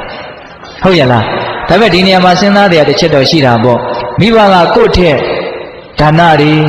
သီလတွေဟုတ်လားတရားတရားတွေပညာတရားတွေကြီးနေတာကောကဲမရှိနိုင်ဘူးလားရှိတယ်အဲ့ဒါဆိုရင်သားသမီးတွေကအဲ့ဒီနည်းနဲ့ကျေးဇူးဆက်လို့ရမလားဒါပေမဲ့တက်နိုင်တယ်များဆွေးနွေးတာမျိုးပါမျိုးပြုရင်တော့ကောင်းတာပေါ့ဟုတ်ရဲ့လားတို့တော့တချို့ကကြံ့ကြံ့ဖန်ဖန်အကက်ကင်ပါဆိုလို့ဦးဇင်းကပြောနေတာဟုတ်လားပစ္စည်းဥစ္စာနဲ့ကိုကကျေးဇူးမဆက်ချင်တာနဲ့ကဲအကောင်းဆုံးကျေးဇူးစံဒီတရားပဲဟောတော့မယ်ဆိုကိုကလည်းမိဘလောက်အဆင့်ရှိနေမှရှိမှာလေဟုတ်ရဲ့လားဒါပေမဲ့ဒါကတော့မြတ်စွာဘုရားကတကယ်မိဘကရုပ်ညံ့နေတာမျိုးဖြစ်ခဲ့မယ်ဆိုရင်သားသမီးကမိဘတဲ့တော်တဲ့အတိဇာတသားသမီးမျိုးဖြစ်ခဲ့မယ်ဆိုရင်ဒါလည်းဖြစ်နိုင်တာမျိုးရှိတယ်မို့လားရှိတယ်အဲ့လိုဆိုရင်တိတ်တော်တဲ့သားသမီးတွေကမိဘတွေကိုတွဲပြီးတော့ခေါ်ဖို့ဆိုတဲ့အဓိပ္ပာယ်ပေါ့တနည်းအားဖြင့်ဒီဘဝတူတူလေးအတွက်ကျေးဇူးဆက်တာမျိုးမဟုတ်ဘဲနဲ့တန်တရားတစ်လျှောက်လုံးစာအတွက်မိဘကိုအကောင်းဆုံးဖြစ်အောင်လုပ်ပေးတာပေါ့အဲ့တော့တကယ်လို့မိဘကကိုယ့်တည်းသိနေတဲ့တက်နေတယ်ဆိုရင်လည်းပဲမိဘကိုရိတ်တာတွေဝင်ဖြစ်အောင်အလှူဒါနတွေပို့ပြီးတော့ပြုဖြစ်အောင်သားသမီးကပံ့ပိုးမယ်ဆိုရင်ကောအဲ့တော့အကောင်းဆုံးကျေးဇူးဆက်တယ်လို့ပြောလို့မရဘူးလားရတယ်ဟုတ်ရဲ့လားဒါကြောင့်ပိဿပေါင်းသူတော်ကောင်းတို့မိဘကိုကျေးဇူးဘယ်လိုဆက်မလဲဆိုလို့ရှိရင်မိဘမပြေလေသည့်အထိထိုင်ဆောင်မနေပါနဲ့ကိုပြေလေသည့်အထိလည်းပဲထိုင်ဆောင်မနေပါနဲ့ရှိတဲ့အခြေအနေလေးကနေဖြစ်တယ်လို့လှုပ်ချင်တယ်ဆိုရင်လှုပ်လို့ရပါတယ်အ ਨੇ ဆုံးတော့ချိုးသားတဲ့စကားအေးချမ်းတဲ့မေတ္တာတော့ပေးနိုင်အောင်ကြိုးစားပါဟုတ်ရဲ့လားပြောချင်တာတွေကအများကြီးဗျဟုတ်ရဲ့လားနာယီကြည့်ပြီးတော့ဦးဇင်းတို့ကပြောနေရတယ်ဟုတ်ရဲ့လားအဲ့ဒါကတော့ဦးဇင်းတို့ဒါမိဘကိုကျေးဇူးဆက်တဲ့နည်းပေါ့ဟုတ်ရဲ့လားမိဘရဲ့ကျေးဇူးတရားကိုသိမြင်နားလည်ပြီးတော့ကျေးဇူးဆက်ကြတဲ့ပုဂ္ဂိုလ်ကျေးဇူးသိကြတဲ့ပုဂ္ဂိုလ်တွေဟာဘလို့အကျိုးကျေးဇူးတွေရနိုင်တယ်လေဆိုတာတော့ဒီအပိုင်းကိုပြောဖို့ရောက်လာပြီနော်မြတ်စွာဘုရားကတော့မိဘကိုကျေးဇူးဆက်တဲ့ပုဂ္ဂိုလ်ပြုစုလုပ်ကြွေးတဲ့ပုဂ္ဂိုလ်ဟာဒီဘဝတွင်ကိုပဲချမ်းသာမယ်တဲ့တူတူလေးဟောထားတယ်နော်ဒုက္ခမေတ္တယတာလောကိယထောပိတ္တယတာဒုက္ခအမိကိုလှုပ်ကြွေးပြုစုတဲ့ပုဂ္ဂိုလ်အဖကိုပြုစုလှုပ်ကြွေးတဲ့ပုဂ္ဂိုလ်ဒီဘဝတွင်ကိုချမ်းသာလိမ့်မယ်တဲ့အဲ့ဒါအခုဒီခေတ်မှာမိဘကိုပြုစုလှုပ်ကြွေးလို့ချမ်းသာဒုက္ခနဲ့ပြည့်စုံကြတဲ့လူတွေအများကြီးရှိတယ်လက်တွေ့နော်ဘဝကူးပြီးတဲ့အထိအကျိုးပေးမဆောင်ဘူးဒိဋ္ဌဓမ္မဝေဒနိယကံအနေနဲ့မိခင်ဖခင်တို့ပုံမှာတိတက်နားနဲ့လိမ်မာတဲ့သာသမီဒီဘဝတွင်ချမ်းသာတာရှိတယ်ဟုတ်ရဲ့လားပြီးတော့ဦးဇင်းတို့တရားမင်းဖြစ်စေတတ်တဲ့ကံဆိုပြီးတော့မြတ်စွာဘုရားမဟာလိကိုဟောထားတာရှိတယ်တရားဖြစ်အောင်ကျင့်ရမယ်အကျင့်တရားမဟာလိမင်းသားကမြတ်စွာဘုရားကိုလာပြီးတော့လျှောက်တယ်ရှင်ဘုရားတဲ့တရားမင်းဆိုတာကိုမြတ်စွာဘုရားမြင်ဘူးလားတဲ့အဲ့ဒါမြတ်စွာဘုရားကမြင်ဘူးတယ်လို့ပြောတော့အရှင်ဘုရားမြင်ဘူးတဲ့တရားမင်းကအတုအယောင်ပဲဖြစ်မယ်ထင်တယ်တဲ့ဘာလို့ဆိုတရားဆိုတာကတာမန်လူတွေမြင်ဖို့သိခဲရင်းတယ်ငါသူကတရားကိုဘုရားရဲ့မြတ်တော်အထင်ကြီးသေးသလားမသိဘူးသိလားအဲ့ဒီမဟာလိဖြစ်နေပုံကအဲ့ဒီမှာမြတ်စွာဘုရားကမဟာလိကိုပြောတယ်တရားမင်းကိုငါမြင်လဲမြင်ဘူးတဲ့တရားဖြစ်အောင်ဘယ်လိုလုပ်ရမယ်ဆိုတာလဲငါကောင်းကောင်းသိတယ်တဲ့တရားအကြောင်းငါအကုန်လုံးသိတယ်အဲ့ဒီမှာတရားဖြစ်အောင်ကျင့်ရမယ်ကျင့်စဉ်ဆိုတာထဲမှာမိခင်ဖခင်ကိုကျွေးမွေးရမယ်ဆိုတာတစ်ချက်ပါတယ်ဟုတ်ရဲ့လားဒါဦးဇင်းတို့မိဘနဲ့ပတ်သက်ပြီးတော့စုဆောင်းထားတာလေးပေါ့လေပြီးတော့သုဝဏသမ္မဇတ်ထဲမှာမိဘကိုပြုစုလုပ်ကြွေးတဲ့ပုဂ္ဂိုလ်များနတ်တွေကတောင်ဆေးကုတယ်လို့ဒါရိုက်ပါဠိတော်ထဲမှာဟောထားတာရှိတယ်အဲ့ဒါပိဿပေါင်းသူတော်ကောင်းတို့ကိုယ့်ဘဝမှာအခက်အခဲအကျက်တဲတွေဆိုတာတစ်ခါမဟုတ်တစ်ခါတွေ့ရတတ်တယ်နော်ကျမ်းမာရေးအရာအမျိုးမျိုးသောအရေးတွေကြောင့်အစင်မပြေတာတွေတွေ့လာရင်ငါမိဘအပေါ်မှာစိတ်ကောင်းနှလုံးကောင်းထားတယ်တတ်နိုင်သမျှပြုစုတယ်လုပ်ကြွေးတယ်အီမန်နဲ့သစ္စာစကားကြောင့်အစင်ပြေပါစေပြီးတယ်မကောင်းဘူးလားကိုယ့်ဘဝမှာအစင်ပြေမှုတွေရနိုင်တယ်နော်နတ်တွေကတောင်ဆေးကုတယ်လို့ပြောထားတယ်ဟုတ်ရဲ့လားပြီးတော့ဦးဇင်းတို့မင်္ဂလာတရားဖြစ်တယ်တဲ့မိဘကိုကျွေးလို့ပြုစုလုပ်ကျွေးတာဒါကတော့ပိဿတို့အလုံးသိပြီးသားပါအဲ့တော့မင်္ဂလာဆိုတာဘာတုံးဆိုတော့မကောင်းမှုကိုဖယ်ရှားပြီးတော့ကောင်းမှုတွေကိုတိုးပွားလာစေတဲ့သဘောအဲ့ဒါကိုမင်္ဂလာလို့ခေါ်တာမဟုတ်လားအဲ့တော့မိဘကိုပြုစုလုပ်ကျွေးတယ်ဆိုရင်ဦးဇင်းတို့စိတ်ထဲမှာသဘောပေါက်တာကတော့သေချာပေါက်ဒီပုဂ္ဂိုလ်ဟာနောင်တအေးလိမ့်မယ်နောင်တရတဲ့အကြောင်းမရှိဘူးငါလှုပ်တဲ့လှုပ်ထိုက်တာကိုလှုပ်ခဲ့တယ်ကြည်နူးမှုဝမ်းသာမှုအပြည့်ပေါ့နောက်မိဘနဲ့သားသမီးရဲ့ဆက်ဆံရေးမှာပ သားသမီးတွေကအမြဲတမ်းမိဘကိုကျေးဇူးရှင်တရားအနေနဲ့ချစ်မြတ်နိုးမှုနဲ့ဆက်ဆံမယ်ဆိုရင်မိဘတွေကအထာထက်သာတဲ့မေတ္တာနဲ့သားသမီးကိုပြန်ပြီးတော့မတုံ့ပြန်မိဘူးလားငါသားသမီးလေးလိမ်မာလိုက်တာတော်လိုက်တာသားသမီးကမိဘကိုတရားဖို့ပေးတယ်ဆိုရင်မိဘက1000ဘိုး1000ဘိုးလောက်ခံစားတာဟုတ်ရမို့လားပြောချင်တာကဘာတော့ငါပေါ်မှာပြန်ပြီးတော့တိတတ်တယ်နော်ဆိုတဲ့အသိစိတ်လေးကြောင့်မိဘကသားသမီးကိုပူလို့တောင်ထပ်ပြီးတော့ရှင်းရတယ်မျက်နှိုးရတယ်အဲ့မှာမေတ္တာတွေတပတ်လေသွားတယ်ပေါ့ဒါဥစဉ်တော့ကလောကကြီးကိုမိဘနဲ့သားသမီးဆက်ဆံရေးကိုအဲ့လိုဖြစ်စေချင်တာအခုတပတ်ကတိတ်မလဲကြဘူးသိလားနော်တခါကြီးမိုင်မြသားသမီးကမိဘအပေါ်မှာပြန်ပြီးတော့တုံ့ပြန်မှုမရှိတော့မိဘတွေကလည်းသားသမီးကိုသိပ်ပြီးတော့ပါတော့အကောင်းမပြောနိုင်ဘူးဒီခေတ်ကလေးတွေကပြောလို့ကိုမကောင်းပါဘူးဆိုပြီးတော့မိဘတွေကလည်းသားသမီးရဲ့အပေါ်မှာမေတ္တာကနည်းနည်းခမ်းတဲ့သဘောမျိုးဖြစ်မလာပြီဘူးလားဒါပုထုဇဉ်သဘောနော်တခါကြီးမိုင်မြတော်တဲ့သားသမီးနဲ့ဆိုးတဲ့သားသမီးတော်တဲ့သားသမီးကိုပို့ချစ်မှာပါပဲတန်ရောတဲ့အရာဆိုးတာလဲကိုသားဆိုးလို့မို့ကိုချစ်ရတာလေးတွေလည်းရှိတော့ရှိတာပေါ့ဒါပေမဲ့ကိုယ့်ပေါ်မှာတိတတ်တဲ့စိတ်နဲ့ကျေးဇူးတရားကိုနားလည်တဲ့စိတ်နဲ့လိမ့်လိမ့်မာမာနေတဲ့သားသမီးတုံ့ပြန်တဲ့သားသမီးအမြဲတမ်းကိုယ့်ပေါ်မှာကောင်းတဲ့သားသမီးကိုမိဘတွေဟာမေတ္တာတွေပို့ပြီးတော့မပေးနိုင်ဘူးလားပေးနိုင်ပဲအဲ့ဒါလို့ဆိုရင်မိဘမေတ္တာကြောင့်သားသမီးမေတ္တာဖြစ်တယ်သားသမီးမေတ္တာကြောင့်မိဘမေတ္တာဖြစ်တယ်အဲ့ဒါလို့စေးစေးကပ်ကပ်နော်စိုးစိုးပြေပြေလေးနေရရင်ဒီမိသားစုตายရစရာမကောင်းဘူးလားအေးဒါကုသိုလ်တွေနော်တခါကြီးမိုင်များကုသိုလ်တွေအဲ့ဒါလိုမဟုတ်ဘဲနဲ့ကိုကပြန်လဲတုံ့ပြန်မှုသိမ့်မရှိဘူး6ကက်ကက်နဲ့ဟုတ်လားမိဘပေါ်မှာမကြည်သလိုကြည်သလိုလုပ်နေရင်မိဘကဘယ်လိုနေမလို့မချစ်ဘူးတော့မဟုတ်ပါဘူးသို့တော့အဲ့ဒါကြီးကိုမြင်ရတာမိဘတွေရဲ့စိတ်ထဲမှာကြည်နူးမှုရှိမလားမရှိဘူးအဲ့ဒါမိဘတွေကလည်းသားသမီးတွေကိုတွေ့တိုင်းတပြစ်တောက်တောက်နဲ့ပြောအဲ့မှာသားသမီးနဲ့မိဘရဲ့ဆက်ဆံရေးကဘလို့ဖြစ်တော့ဘလို့မှအဆင်မပြေဘူးသားသမီးကလည်းမိဘကိုနားလည်းမပေးဘူးမိဘကလည်းသားသမီးကိုနားလည်းမပေးဘူးဟုတ်ရလားအဲ့ဒါလိုတယောက်တယောက်ကိုနားမလည်ဘဲနဲ့ဒီလိုနဲ့မဖြစ်လို့သာအတူတူနေရတယ်နေခြင်းလွန်းလို့ဆိုတဲ့စိတ်ကတိတ်ပြီးတော့မရှိဘူးမကောင်းတော့ဘူးเนาะတခါဒီမိုင်းများဟုတ်ရလားဒါကြောင့်အဲ့ဒါမျိုးတွေမဖြစ်အောင်မေတ္တာတွေတပတ်လည်သွားအောင်မိဘကျေးဇူးကိုသိမြင်နားလည်ပြီးတော့ချိုးသားတဲ့စကားအေးချမ်းတဲ့မေတ္တာတတ်နိုင်တဲ့မြတ်ပြုစုယူရပြီးတော့ဖေးဖေးမမနေမယ်ဆိုရင်မကောင်းဘူးလားကောင်းနေဒါကျေးဇူးဆက်ခြင်းရဲ့ကျေးဇူးသိခြင်းရဲ့အကျိုးတရားတွေဘယ်သူညင်းနိုင်မလဲမငင်းနိုင်ဘူးဟိုနောက်ဘဝကျမှရမယ့်အကျိုးကျေးဇူးတွေပါလေဦးဇင်းတို့သိမပြောဘူးနော်တခါကြီးမိုင်းများဟုတ်ရလားအေးဒီဘဝတင်ကိုပဲအေးအေးချမ်းချမ်းမရှိပေဘူးလားရှိမယ်ဒါကြောင့်မိဘရဲ့ကျေးဇူးကိုသိမြင်နားလည်ပြီးတော့ဟောအ ਨੇ ဆုံးကျေးဇူးသိတယ်ဆိုတဲ့စိတ်ဟာအင်မတန်ချမ်းသာတဲ့နူးညံ့တဲ့စိတ်တစ်မျိုးနော်ငါပေါ်မှာသူတော်တော်ကောင်းတာပဲဒါလေးစဉ်းစားမိတာနဲ့ဘာမှမတုံ့ပြန်နဲ့အောင်သေချာပေါ့ကိုယ်စိတ်ထဲမှာကောင်းတဲ့သဘောဖြစ်ကိုဖြစ်တယ်တေတို့ခံစားလို့ရတာဦးဇင်းပြောတာကိုအေးအဲ့ဒီစိတ်တွေများလာလို့ရှိရင်ငါအမေကိုဘာလို့ပေးရမလဲငါအဖေကိုဘာလို့ပေးရမလဲအဲ့ဒီစိတ်တောက်လျှောက်ဆက်ပြီးတော့မဖြစ်ပေဘူးလားဖြစ်မှာပဲကောင်းတာတွေအများကြီးဆက်ဖြစ်သွားမှာနော်ဒါကြောင့်မိဘရဲ့ကျေးဇူးတရားတွေကိုအများကြီးသိအောင်ကြိုးစားရမယ်ဦးဇင်းတခါတလေစဉ်းစားကြည့်တာကကိုယ်တိုင်မိဘနေရာကိုရောက်နေတာတောင်မိဘရဲ့အကြောင်းကိုမစားနိုင်တဲ့လူတွေကိုဦးဇင်းကတော်တော်ကိုအံ့ဩတယ်သိလားအဲ့ဒီကိစ္စကိုသိလားရှိတယ်နော်တခါကြီးမိုင်များရှိတယ်ဒါကြောင့်ပိဋကကောင်းသူတော်ကောင်းတို့မိဘကျေးဇူးဆက်သွားဖြင့်ရနိုင်တဲ့အကျိုးကျေးဇူးတွေကိုပြောရင်ကုန်နိုင်ပေါ်ရရှိမလားမရှိဘူးအေးအဲ့ဒါလိုပဲမိဘရဲ့ကျေးဇူးတရားကိုသိမြင်နားလည်မှုမရှိသိမြင်နားလည်မှုမရှိတော့ဆက်ရကောင်းမှမသိချိုချိုသားသားပြောရကောင်းမှမသိနုနုညံ့ညံ့ဆက်ဆံရကောင်းမှမသိမိဘတွေကိုတကယ်ကျေးဇူးရှင်တရားအနေထားပြီးတော့တန်ဖိုးထားရမှမသိတဲ့သားသမီးတွေကမရှိဘူးလားရှိတယ်အဲ့ဓာတွေဟာအင်မတန်အပြစ်ကြီးတာပဲနော်အင်မတန်အပြစ်ကြီးတယ်ဟိုဗမာစကားပုံလည်းရှိတယ်မဟုတ်လားမိဘမျက်ရည်တစ်ဆက်သားသမီးဒုက္ခတက်တက်ဟုတ်ရလားအေးဒါတွေကတချို့ကလည်းပဲမိဘစိန်ရည်တဲ့တယ်လို့ပြောကြတယ်နော်ဦးဇင်းတို့မြတ်စွာဘုရားကတော့စိန်ရည်လို့ဟောထားတာတော့မတွေ့ဘူးမီးလို့ဟောထားတာတော့တွေ့ဘူးတဲ့ပိုတောင်ကြောက်เสียကောင်းတယ်ဗါတဲ့တော့မီးတဲ့မိဘဆိုတာသားသမီးအတွက်မီးပဲ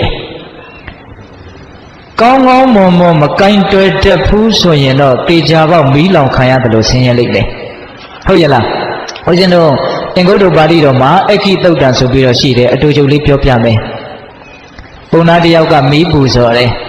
အကျွေးတွေအမွေးတွေနဲ့ပေါ့လေအဲ့ဒါမြတ်စွာဘုရားကြွသွားတော့ဟဲ့သူရုပ်မှာရက် ဒီမှာမီးပူဇော်နေတယ်ပေါ့အဲ့လိုမျိုးပြောတဲ့အခါကျတော့မြတ်စွာဘုရားကသင်ကမီးဆိုတာဘယ်နှမျိုးရှိတယ်လဲသိသလားလို့မေးတယ်အဲ့မှာအော်တယ်ဒီမှာမီးတောက်နေတာသူဒါပဲသိမှာပေါ့အဲ့တော့မြတ်စွာဘုရားကတခါကြီးမီးဆိုတာလောကမှာ9မျိုးရှိတယ်တဲ့ပယ်ရမယ့်မီးက3မျိုးတဲ့ဂယုဆိုင်ရမယ့်မီးက3မျိုးတဲ့နော်ငြိမ့်တဲ့အချိန်ငြိမ့်တောက်တဲ့အချိန်တောက်စေရမယ့်မီးက1မျိုးတဲ့မီး9မျိုးရှိတယ်ပယ်ရမယ့်မီးဆိုတာကယာဂမီးဒေါသမီးမောဟမီးပိတ္တတို့သိရနော်ဆွဲလန်းမှုမကျေနပ်မှုတွေ့ဝေမှိုက်မဲမှုပေါ့အဲ့ဒါကပယ်ရမယ့်မီးအဲ့ဒါတွေကလည်းတတ္တဝါတွေကိုမီးလိုလောင်ကျွမ်းစေတယ်မီးလိုပျက်စီးသွားစေတယ်ဒါကြောင့်သူတို့ကတော့ဖယ်ရှားပြရမယ့်မီးငြိမ့်သက်ပြရမယ့်မီးပေါ့ဂယုဆိုင်ရမယ့်မီးကလည်း3မျိုးရှိတယ်တဲ့အဲ့ဒါကဘာလဲဆိုတော့ပထမမီးကမိဘဆိုတဲ့မီးပဲတဲ့မိဘဟာမိဘဟုတ်ရဲ့လားမိဘကိုမယုံမသိပြောမယ်မိဘကိုမလိမ္မာဆက်ဆံမယ်ဆိုရင်ကိုယ့်ဘောတိတ်ကောင်းထားတဲ့လူတစ်ယောက်ကိုဆက်ဆံတဲ့နေရာမှာဂယုဆိုင်ရမယ်တာမန်လူတွေပေါ်မှာဆက်ဆံတာနဲ့တူလို့မရဘူးတာမန်လူထားတဲ့မေတ္တာစေတနာမျိုးအဲ့ဒီလူကကိုယ့်ကိုထားတာမျိုးမဟုတ်ဘူးမိဘကကိုယ့်ကိုထားတာကတာမန်လူထားတဲ့စေနာမေတ္တာမျိုးဟုတ်သလားအဲ့တော့တာမန်လူပေါ်မှာဆက်ဆံတဲ့လူမျိုးဆက်ဆံလို့ကတော့ဘယ်လိုနည်းနဲ့မှမရနိုင်ဘူးဒါတဘာဝကြကြစဉ်းစားကြည့်တာနော်ဒါကြောင့်မိဘကိုကောင်းကောင်းမွန်မွန်ကင်တွယ်ရမယ်မဟုတ်ရင်တော့အဲ့ဒါမီးလိုလောင်ခံရလိမ့်မယ်နောက်ပြီးတော့ကဟပတကီတဲ့အိမ်ရှင်လင်ယောက်ျားမီးနော်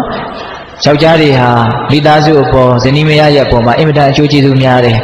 ဘလို့ပဲတချို့နေရာတွေမှာမကောင်းဘူးဆိုစေကမူဘလို့မှညင်းလို့မရတဲ့ကောင်းတဲ့ကျေးဇူးတရားတွေအများကြီးရှိတယ်နော်နောက်ဆုံးအရက်တော့ပြီးတော့ဖဲရိုက်ပြီးတော့နေတာမျိုးရှိချင်းရှိမယ်ပေါ့ဟုတ်လားဘလို့မှအားကိုးလို့မရတဲ့အနေအထားမျိုးရှိနေတဲ့ဆိုအောင်တောင်မှ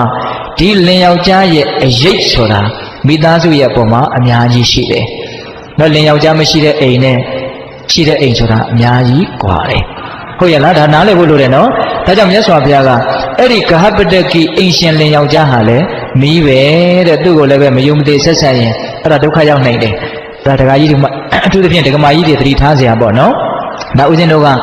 ယောက်ျားလေးတွေမှုယောက်ျားလေးတွေဘက်ကပင်းပြီးတော့ပြောတာမျိုးမဟုတ်ဘူးနော်ဘုရားကိုယ်တော်တိုင်ဟောခဲ့တာဟုတ်ရဲ့လားအဲ့ဒါကိုဘက်လိုက်မှုမရှိဘဲနဲ့အေးအေးဆေးဆေးဉာဏ်ပါပါစဉ်းစားကြည့်နော်အိမ်ရှင်လင်ယောက်ျားရဲ့မိသားစုတစ်စုလုံးပေါ်မှာကြီးမားတဲ့ကျေးဇူးတရားဟုတ်ရဲ့လားဒါကြောင့်သူလည်းပါတော့မီးပဲနောက်ဦးဇင်းတို့ဂယုဆိုင်ရမယ်နောက်ဆုံးမီးကတော့သူတော်ကောင်းမီးတဲ့နော်သူတော်ကောင်းတွေကလည်းလောကကြီးပေါ်မှာကျေးဇူးများလွန်းလို့သူတော်ကောင်းတွေရဲ့အပေါ်မှာကောင်းကောင်းမွန်မွန်မဆက်ဆံဘူးကောင်းကောင်းမွန်မွန်မတုံ့ပြန်မှုဆိုရင်အဲ့ဒါလည်းမီးလို့လောင်ကျွမ်းတတ်တယ်ဟုတ်ရဲ့လားအေးငြိမ့်တဲ့ချိန်ငြိမ့်ရမယ်တောက်စေတဲ့ချိန်မှာတောက်ရမယ်ဆိုတဲ့မီးကတော့ထင်းမီးတဲ့အခုလျှက်စစ်မီးပေါ့အခုခေတ်ကြတာဟုတ်ရဲ့လားအေးအဲ့တော့မီးဘယ်နှမျိုးတော့9မျိုးအဲ့တော့ရှေးသူကြီးသူတော်ကောင်းတွေကတော့ဗမာရှေးလူကြီးတွေကတော့မိဘကိုမယုံမသိမလေးမစားကျေးဇူးကမ်းတယ်ဆိုရင်မိဘစိတ်ရသိမ့်လိမ့်မယ်လို့ပြောတာမြတ်စွာဘုရားကတော့ဘယ်လိုပြောတာလဲ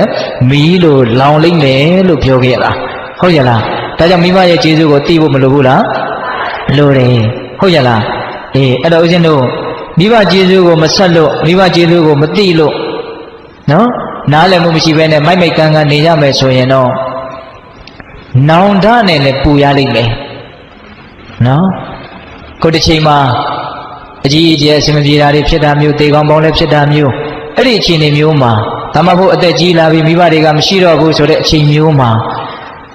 ငါလုံနိုင်ပါလျက်နဲ့လှုပ်တဲ့လှုပ်ထိုက်တဲ့လှုပ်ကိုမလှုပ်ခဲ့ရဘူးလို့နောင်တတွေနဲ့ပူလောင်စရာအကြောင်းမရှိဘူးလားရှိတာပေါ့ဒါကြောင့်ဦးဇင်းတို့သနတန္တဇတ်မှာဘုရားလောင်းဇနတန္တမင်းကြီးကလူတွေမှာနောင်တတရား10မျိုးရခဲ့ရအကြောင်းရှိတယ်တဲ့နောင်တ10မျိုးဟောထားတာရှိတယ်သိလားငဲကလည်းရင်မသိပညာဥစ္စာမစုသူချစ်ကိုဖြတ်သူတတ္တသသူမယား၌ပြမတုံမိပစ္စည်းရှိလျက်ဆိုးစီမဲ့လို့မွေးမျိုးမိဘမပြုကြနဲ့ငယ်တုန်းကစပညာမသင်ခဲ့ဘူးအဲ့ဒါကြီးရင်နောင်တရမယ်နောင်တ10မျိုးဟောရင်တရားအများကြီးရှိရသွားမယ်နော်အဲ့ဒီနောင်တရစရာ10မျိုးထဲမှာမိဘကိုပြုစုမွေးမြူခြင်းမပြုခဲ့ခြင်းဒီလည်းပဲနောင်တရခြင်းရဲ့အကြောင်းတရားတစ်ခုပါတဲ့အဲ့ဒါနောက်တစ်ချိန်မှာနောင်တနဲ့ပူလောင်အောင်မိဘကိုပြုစုလုပ်ကြွေးမှုမရှိခြင်းသည် နောင်တရစေခြင်းရဲ့အကြောင်းတရားတစ်ခုလို့နားလည်ရမယ်ဟုတ်ရလားပြီးတော့ဦးဇင်းတို့ဒါကတော့မျက်မြင်လောကအမြင်အရပြောချင်တာပေါ့လေကိုကမိုက်မဲတယ်ဆိုရင်မိုက်မဲတဲ့သားသမီးလေးတွေရတတ်တယ်ကိုကမိဘအပေါ်မှာတိတ်ပြီးတော့မကြည့်ဘူးဆိုရင်အဲ့လိုပဲမိဘအပေါ်မှာတိတ်မကြည့်တဲ့သားသမီးမျိုးရတတ်တယ်ဒါရိုက်ကြီးဓာတ်ကြီးမှန်မယ်လို့တော့မဆိုလိုဘူးပေါ့လေဟုတ်ရဲ့လားဒါပေမဲ့ဦးဇင်းတို့လောကအတွေ့အကြုံရဦးဇင်းမိခင်ကြီးကအလွန်ပြောတယ်နော်ဆိုးရတဲ့သားသမီးများဟာမိဘအပေါ်မှာမကောင်းတဲ့သားသမီးများဟာသူတို့အပေါ်မှာမကောင်းတဲ့သားသမီးမျိုးတွေကြီးရတာကိုသူတော်တော်များများတွေ့ရတယ်တဲ့အဲ့ဒါသူကတော့သူ့ကိုယ်သူအမြဲတမ်းလဲဂုဏ်ယူပြီးတော့ပြောတယ်မိဘရဲ့အပေါ်မှာအင်မတန်ကောင်းတယ်ဦးဇင်းအမေကဒါကြောင့်မို့လို့သူသားသမီး9ယောက်ရှိတယ်သူ့အပေါ်မှာအင်မတန်ကောင်းတဲ့သားသမီးတွေရှိပဲသားသမီးနဲ့ပတ်သက်ပြီးတော့သူ့မှာစိတ်ဆင်းရဲတဲ့အကြောင်းမရှိဘူးလောကကြီးရဲ့အင်မတန်ဆန်းကျယ်တဲ့သဘောပေါ့နော်ကံတူအကျိုးပေးလို့ပြောရင်လည်းပဲရနိုင်ကောင်းပါရဲ့ဟုတ်ရဲ့လားဒါကြောင့်ကိုယ့်ဘဝနောင်ရည်ကိုယ့်ဘဝရဲ့နေဝင်ခြင်းကိုကြည့်ပြီးတော့ကိုယ့်ကိုယ်ချစ်သောအဖြစ်လည်းပဲမိဘတွေပေါ်မှာကောင်းတဲ့နေလို့ထင်တယ်ဟုတ်လားကိုယ့်ဘဝနေဝင်ခြင်းကဘယ်သူလက်ထက်နေဝင်ရမှာတော့သားသမီးတွေလက်ထက်နေဝင်ရမှာတော့ချစ်ချစ်မုံမုံစိတ်တိုင်းကြမကြဟုတ်လားအခုချိန်မှာတော့ကိုကသွားနိုင်တာနဲ့စားနိုင်တောင်းနိုင်ဆိုတော့ခက်တင်းနဲ့နေခြင်းနေလိမ့်မယ်ဒါပေမဲ့အဲ့ဒီအခြေအနေမျိုးကအမြဲတမ်းရှိမလားမရှိဘူးเนาะပစ္စည်းဥစ္စာဘယ်တော့ပဲပြည့်စုံသားသမီးနဲ့ကင်းပြီးတော့အနာဂတ်ဦးဇင်းတို့ဘဝနေဝင်ချိန်မှာအဆင်ပြေဖို့ဆိုတာမလွယ်ဘူးအဲ့တော့သားသမီးကမကောင်းဘူးဆိုရင်တော့တေချာပေါစိတ်ညစ်ရမှာပဲဒါကြောင့်ကိုသားသမီးလေးတွေကိုငယ်ငယ်လေးတွေကစလိမ်မာရေးချရှိအောင်ကိုတာဝန်အပြည့်အဝရှိတယ်လုပ်ပေးရမယ်ဟုတ်ရဲ့လားအဲ့ဒါလို့လှုပ်ချင်းသည်သူ့ကိုကောင်းအောင်လုပ်ရတော့ရောက်တယ်လို့ကိုလည်းကောင်းအောင်လုပ်ပြီးသားမရောက်ဘူးလားရောက်တယ်ဟုတ်ရဲ့လားအခုတနည်းပြောပြမယ်နော်မိဘအပေါ်မှာကောင်းခြင်းသည်မလဲကိုယ့်အပေါ်မှာကောင်းတဲ့သားသမီးမျိုးရနိုင်တယ်မိဘအပေါ်မှာမကောင်းသောအဖြစ်ကိုယ့်အပေါ်မှာမကောင်းတဲ့သားသမီးတွေလည်းရတတ်တယ်ဦးဇင်းကဒါလေးကိုပြောတော့ဇတ်တော်လေးတစ်ပုဒ်ကိုအမှတ်ရတယ်သိလားဇတ်တော်လေးတစ်ပုဒ်ပြောပြခြင်းနဲ့ဏိကုံးချုပ်နော်ဘာပြောခြင်းလဲဆိုတော့သားဖ2ယောက်ရှိတယ်သားဖ2ယောက်ရှိတယ်ဖေကြီးကသားကိုအင်မတန်ချစ်တယ်အဲ့ဒါနဲ့ငါသားမင်းအိမ်အောင်ပြုတော့အဖေကိုပြုစုလို့ကြွေးအောင်မယ်အိမ်အောင်ပြုသေးဘူးပေါ့အဲ့လိုပြောတဲ့အခါကျတော့မရဘူးဖေကြီးကဇွတ်တခါတည်းရွာထဲကအမျိုးသမီးတစ်ယောက်နဲ့သူ့သားကိုပေးစားတယ်အဲ့တော့အိမ်အောင်ကျသွားရောနောက်တော့သူတဖြည်းဖြည်းနဲ့ကြီးလာတဲ့အခါကျတော့ဒီအဖိုးကြီးကိုချွေးမကမကြည့်ပြူတော့ဘူးမကြည့်ပြူတဲ့အခါကျတော့ဒီယောက်ျားကိုအမြဲတမ်းသူကတိုက်တယ်ပေါ့ဖေကြီးနဲ့သားရဲ့ကြားအောင်အဲ့လိုပြောပါများတော့သင်္ကုတ်တောင်တိုက်ပါများရင်နဲ့သေးတာကိုဟုတ်ရဲ့လားအဲ့ဒီတော့ဘာဖြစ်တုံးဆိုတော့ဖေးပေါ်မှာသားကလည်းအမြင်မကြည့်တော့အဲ့လိုနဲ့နေလာရင်းနဲ့သူတို့မှသားလေးတစ်ယောက်မွေးလာတယ်အဲ့ဒီသားလေးကလည်းနည်းနည်းတဖြည်းဖြည်းနဲ့ကြီးလာတဲ့အရွယ်ရောက်လာတယ်ပေါ့နော်9နှစ်သား10နှစ်သားလေးအရွယ်ရောက်လာတယ်အဲ့ဒီအချိန်မှာပဲအကြီးကျယ်ပေါက်ကွဲရတယ်မိမဖြစ်တဲ့လူကရှင့်ဖေကိုအသေးသက်ရင်တတ်မတတ်ရင်ကျမဒီရင်ကဆင်းမယ်ဒါမျိုးဖြစ်လာတယ်အဲ့ဒါနဲ့သားကလည်းဘယ်လောက်ထိမိုက်တုံဆိုတော့ကဲအဲ့လိုဆိုရင်ငါအဖေကိုတတ်မယ်ဆိုရင်ဘယ်လိုတတ်ရမလို့တင်ကြံကိုခေါ်သွားတဲ့တောထဲကိုခေါ်သွားတဲ့ဖေကြီးကလည်းပဲအိုကြီးဆိုဘာမလုပ်နိုင်တော့ဘူးအဲ့ဒါတွင်းတူးပြီးတော့အဲ့ဒီတွင်းထဲကိုထည့်ပြီးတော့ပေါက်ပြားနဲ့တခါတည်းထုတက်ပြီးတော့မြုပ်ထားခဲ့လို့အဲ့တိုင်ခိုင်းတာအဲ့ဒါနဲ့သားဖြစ်တဲ့လူကကောင်းပြီဆိုပြီးတော့ဖေကြီးကိုလှဲပေါ်တင်ပြီးတော့တင်ကြံကိုခေါ်တယ်အဲ့မှာသားပေါက်စာလေးကသူတို့သားလေးကအဖေနဲ့အမေနဲ့ကဒီသူ့အဖိုးကိုတတ်မယ်လို့တိုင်းမင်းနေတာကိုသူကနားထောင်ပြီးချောင်းပြီးတော့နားထောင်တော့ကြားတယ်အဲ့ဒါနဲ့အဲ့ဒီသားလေးကပညာရှိတယ်ဉာဏ်ရှိတယ်ဒီတိုင်းဆိုရင်တော့ငါအဖေဟာအဖေတတ်တဲ့ကံကြီးထိုက်ပြီးတော့အကြီးအကျယ်ဒုက္ခရောက်မှာပဲမဖြစ်စေရဘူးငါတားဆီးမယ်ဒါပေမဲ့ဒီတိုင်းငါတားရင်တော့ငါအားနဲ့လည်းရမှာမဟုတ်အဲ့တော့အကြောင်းဥပေတမီနဲ့ငါတားမယ်ဆိုပြီးတော့အဖေကျုပ်လက်လိုက်မယ်ဘယ်လုံးမှတားလို့မရဘူးအဲ့ဒါလှဲပေါ်သူကလိုက်သွားတယ်အဲ့ကလေးကအဲ့ဒါဒီယောက်ျားကဒီသားကလည်းကောင်းပြီဆိုသူ့သားကိုခေါ်ပြီးတော့မြေဖို့သားဖ3ယောက်ပေါ့လေသွားကြတာအဲ့ဒါနဲ့ဖေကြီးမြင်ပါဆိုလို့ဖေကြီးကိုလှဲပေါ်တင်လှဲချွတ်ပြီးတော့တခါတည်းတွင်းကြီးတူးတယ်တွင်းတူးတဲ့အခါကျတော့သားကမေးတယ်အဖေဒီတွင်းကဘာလို့မလို့တော့ဖို့ငါအဖေကိုမြုပ်မလို့ကွာအဲ့လိုပြောတဲ့အခါကျတော့ဖေကတူးရတာမပြီးသေးတော့မောပြီးတော့နားတဲ့အချိန်မှာသားကအဲ့ဒီပေါက်ပြားယူပြီးတော့ဟိုးနားလေးမှာခက်လန်းလန်းမှာတခါသားကလည်းအတင်းတူးတယ်တွေ့တူးတဲ့အခါကျတော့ ငါသားမင်းဘာလို့မလို့အဲ့တွင်တူးတာတော့ကျွန်တော်လည်းအဖေလမ်းစဉ်လိုက်ရမယ်အဖေကအဖေရဲ့အဖေကိုမြုပ်တယ်လို့ကျွန်တော်ကလည်းအဖေကိုမြုပ်ဖို့အတွက်ဒီတွင်ကိုတူးတာဒီတဲ့စဉ်းစားတော့ဟုတ်ရဲ့လားဘာလဲသူ့အဖေမြုပ်ဖို့သူကတူးတယ်လို့သူသားကလည်းသူ့ကိုမြုပ်ဖို့တွင်တူးတာအဲ့ဒီချိန်မှာသူတော်တော်လန့်သွားခမင်းဘာတွေပြောတာတော့ပေါ့ဟုတ်တယ်လေခမရလည်းခမရအဖေကိုခမရမှုတ်ကျုပ်လည်းကျုပ်ဖေကိုကျုပ်မြုပ်အဲ့လိုပြောတော့မှသူတော်တော်ထိတ်လန့်သွားတယ်ငါသားဒါမလုပ်ကောင်းဘူးခမရအဲ့လိုပြောသလားပေါ့တကယ်တမ်းကကျုပ်ကဒါတွေကိုတကယ်လှုပ်ချင်လို့မို့တကယ်စိတ်ကူးရှိတာမဟုတ်အဖေကိုစဉ်းစားမိအောင်လို့ပြောတာကိုယ့်ပေါ်မှာကျေးဇူးကြီးလာတဲ့အဖေကိုဒီအမေရဲ့စကားကိုနားထောင်ပြီးတော့ခမရဒီလိုလုပ်တာကောင်းလားလို့အဲ့ဒီမှာသူလက်တွေ့ဆုံးမတာအဲ့တော့ဦးဇင်းတို့ကဒီဇက်တော်လေးကိုဘာကြောင့်အမှတ်ရတာလဲဆိုတော့ကိုယ့်အဖေကိုမြုပ်ဖို့ကြိုးစားတော့ကိုသားတွေကလည်းကိုယ့်ကိုပြန်ပြီးတော့မြုပ်ဖို့ကြိုးစားကြတာပဲဒီဥပမာတူစွာပဲဟုတ်ရလားခုလူတွေကစုံရည်ဆိုပြီးတော့ပြန်ပြီးတော့ဆံဖို့ကိုမကြိုးစားဘူးဟုတ်တယ်မဟုတ်လားမိဘကသားသမီးကိုချစ်တယ်အဲ့ဒီသားသမီးကလည်းသူ့သားသမီးကိုချစ်တယ်အဲ့ဒီသားသမီးကလည်းသူ့သားသမီးကိုချစ်တယ်အပေါ်ကိုပြန်တက်လာတဲ့လူကိုမရှိဘူးအဲ့တော့ကိုယ်ကလည်းပဲစုံရည်ဆိုပြီးတော့အကြောင်းပြပြီးတော့မဆံမဲနဲ့စုံဆင်းသွားမယ်ဆိုရင်တော့သားသမီးတွေကလည်းစုံရည်ဆိုပြီးတော့အောက်ကိုပဲဆက်ပြီးတော့ဆင်းသွားမှာပဲဟုတ်တယ်မဟုတ်လားအဲ့တော့ဒီစုံရည်ဆိုတဲ့သဘောကြီးကဆံလို့မရဘူးလား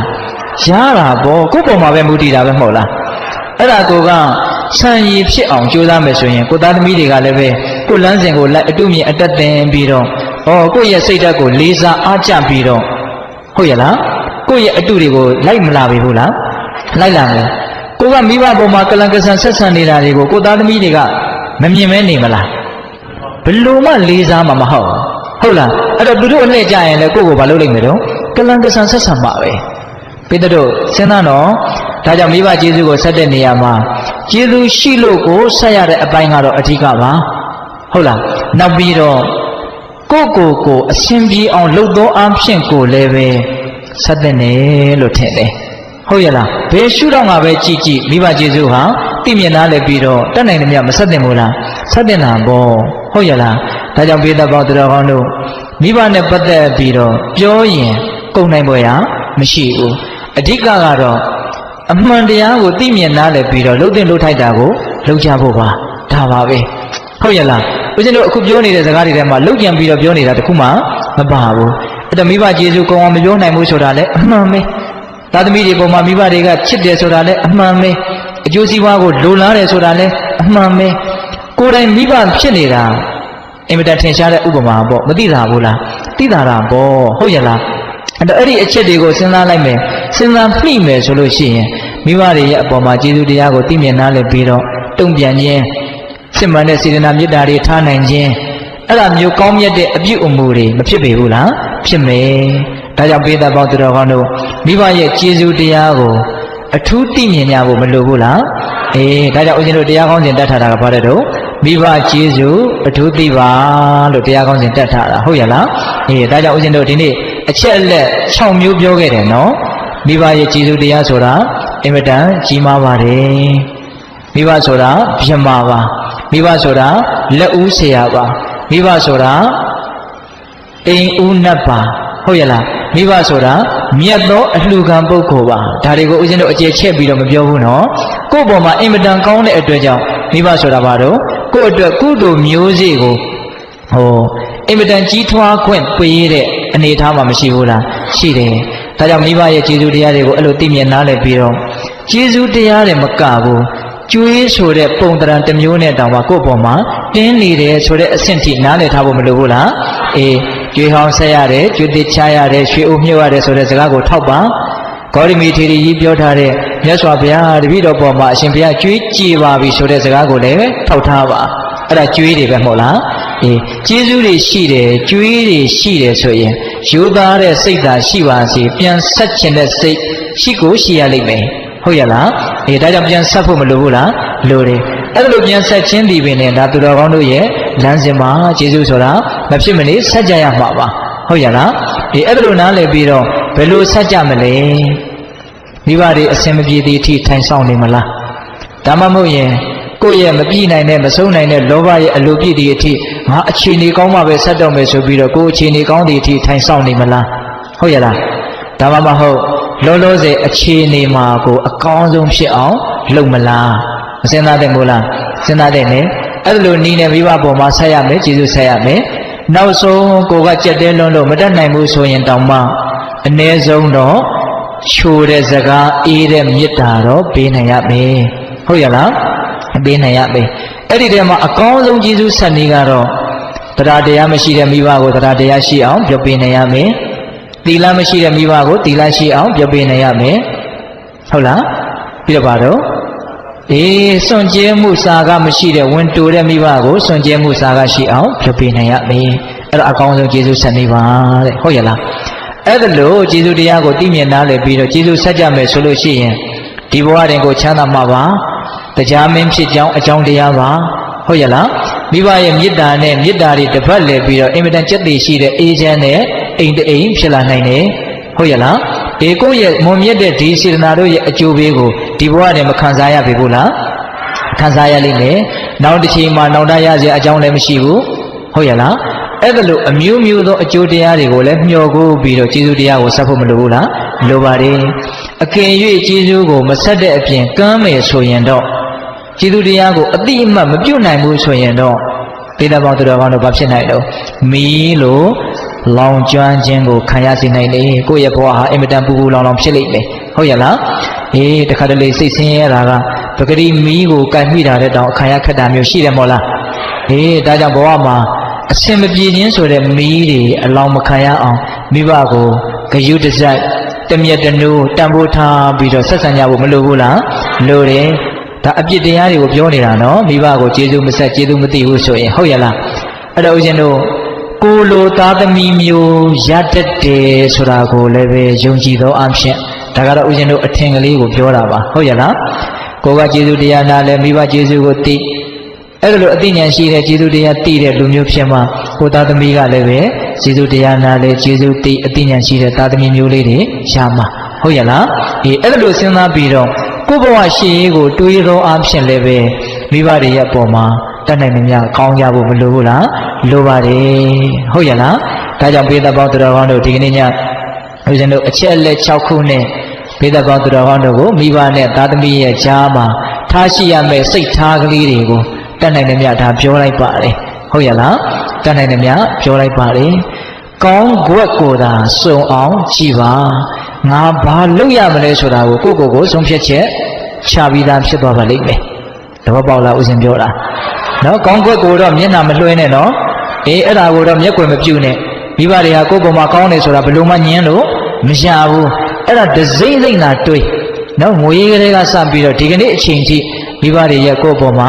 တင်ရှိနေတဲ့ကျေးဇူးတရားထားရှိထားတဲ့စေတနာချစ်ခင်မြတ်နိုးတဲ့မေတ္တာဒါတွေကိုသိအောင်မလုပ်ရမလို့ကြိုးစားရမယ်မရှိတဲ့အရာကိုသိအောင်လုပ်ရတာအင်မတန်ခက်တယ်ရှိတဲ့အရာကိုသိအောင်လုပ်ရတာဘာမှခက်ခဲမှုမရှိပါဘူးသိအောင်မလုပ်ကြလို့သာမသိကြတာသဘောပေါက်ရလားဦးဇင်းပြောတာပေါ့အဲ့တော့မိဘရဲ့မေတ္တာစေနာကျေးဇူးတရားတွေကတကယ်အရှိတရားတွေပဲမဟုတ်လားဟုတ်လားအဲ့ဒါလေးကိုဒစိမ့်စိမ့်ပြန်စဉ်းစားလိုက်ရင်ပေါ်မလာပြီဘူးလားအဲ့ဒါလို့ငါပေါ်မှာအင်မတန်ကောင်းတာငါပေါ်မှာအင်မတန်ကောင်းတာလို့သိရခြင်းဒီပဲလေငါပြန်ကောင်းမှဖြစ်မယ်ငါပြန်ကောင်းမှဖြစ်မယ်ဆိုတဲ့အတွေးကိုမဖြစ်စေဘူးလားဖြစ်မယ်အဲ့လိုဆိုရင်မိဘတွေအစင်မပြေတဲ့အထိစောင့်နေပါမလားမစောင့်တော့ဘူးစားရမရှိလို့သွားကြွေးတာမဟုတ်ဘူးနော်စိတ်ပိုင်းဆိုင်ရာကြည်နူးမှုကိုရစေခြင်းတယ်မိဘတွေကိုစိတ်ချမ်းသာမှုဖြစ်စေခြင်းတယ်ကိုယ်တိုင်လည်းပဲကုသိုလ်တွေရစေခြင်းတယ်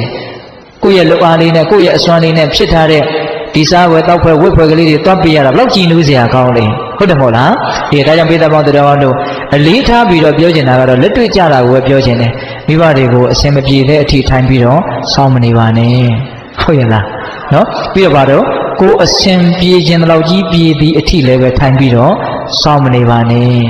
့ဘာမှမတတ်နိုင်ဘူးဆိုရင်လည်းပဲအ ਨੇ ဆုံးချိုတဲ့စကားအေးတဲ့မေတ္တာတော့ပေးပါဒါကလေးကတော့ဦးဇင်းကအနှစ်အနေနဲ့ပြောခြင်းနဲ့ဟုတ်ရလားဒါကြောင့်ပိဿပေါင်းသူတော်ကောင်းတို့ကြီးမားလှတဲ့မိဘတို့ရဲ့ကျေးဇူးတရားမေတ္တာတရားကိုပြန်လည်တုံ့ပြန်သောအဖြစ်မြတ်စွာဘုရားရဲ့စကားတော်ကိုလိုက်နာကြတဲ့ကိုယ့်ကိုယ်ချမ်းသာအောင်ပြုနိုင်ကြတဲ့သူတော်ကောင်းတွေဖြစ်ကြပါစေလို့ဦးဇင်းတို့ဆန္ဒပြုပြီးတော့မေတ္တာပို့ပြီးတော့အဆုံးသတ်ကြရအောင်ဦးဇင်းတို့တရားဟောတာတနာရီနဲ့15မိနစ်ရှိသွားပြီနော်ဒါကြောင့်ပိဿပေါင်းသူတော်ကောင်းတို့ စကားတွေကတော့ထက်နေတယ်ဒါပထမဦးဆုံးဟောတာပဲမိဘမေတ္တာနော်ဒါကြောင့်ဦးဇင်းတို့မိဘကျေးဇူးအထူးသိပါတဲ့မေတ္တာပို့ပြီးတော့အဆုံးသတ်ကြရအောင်နော်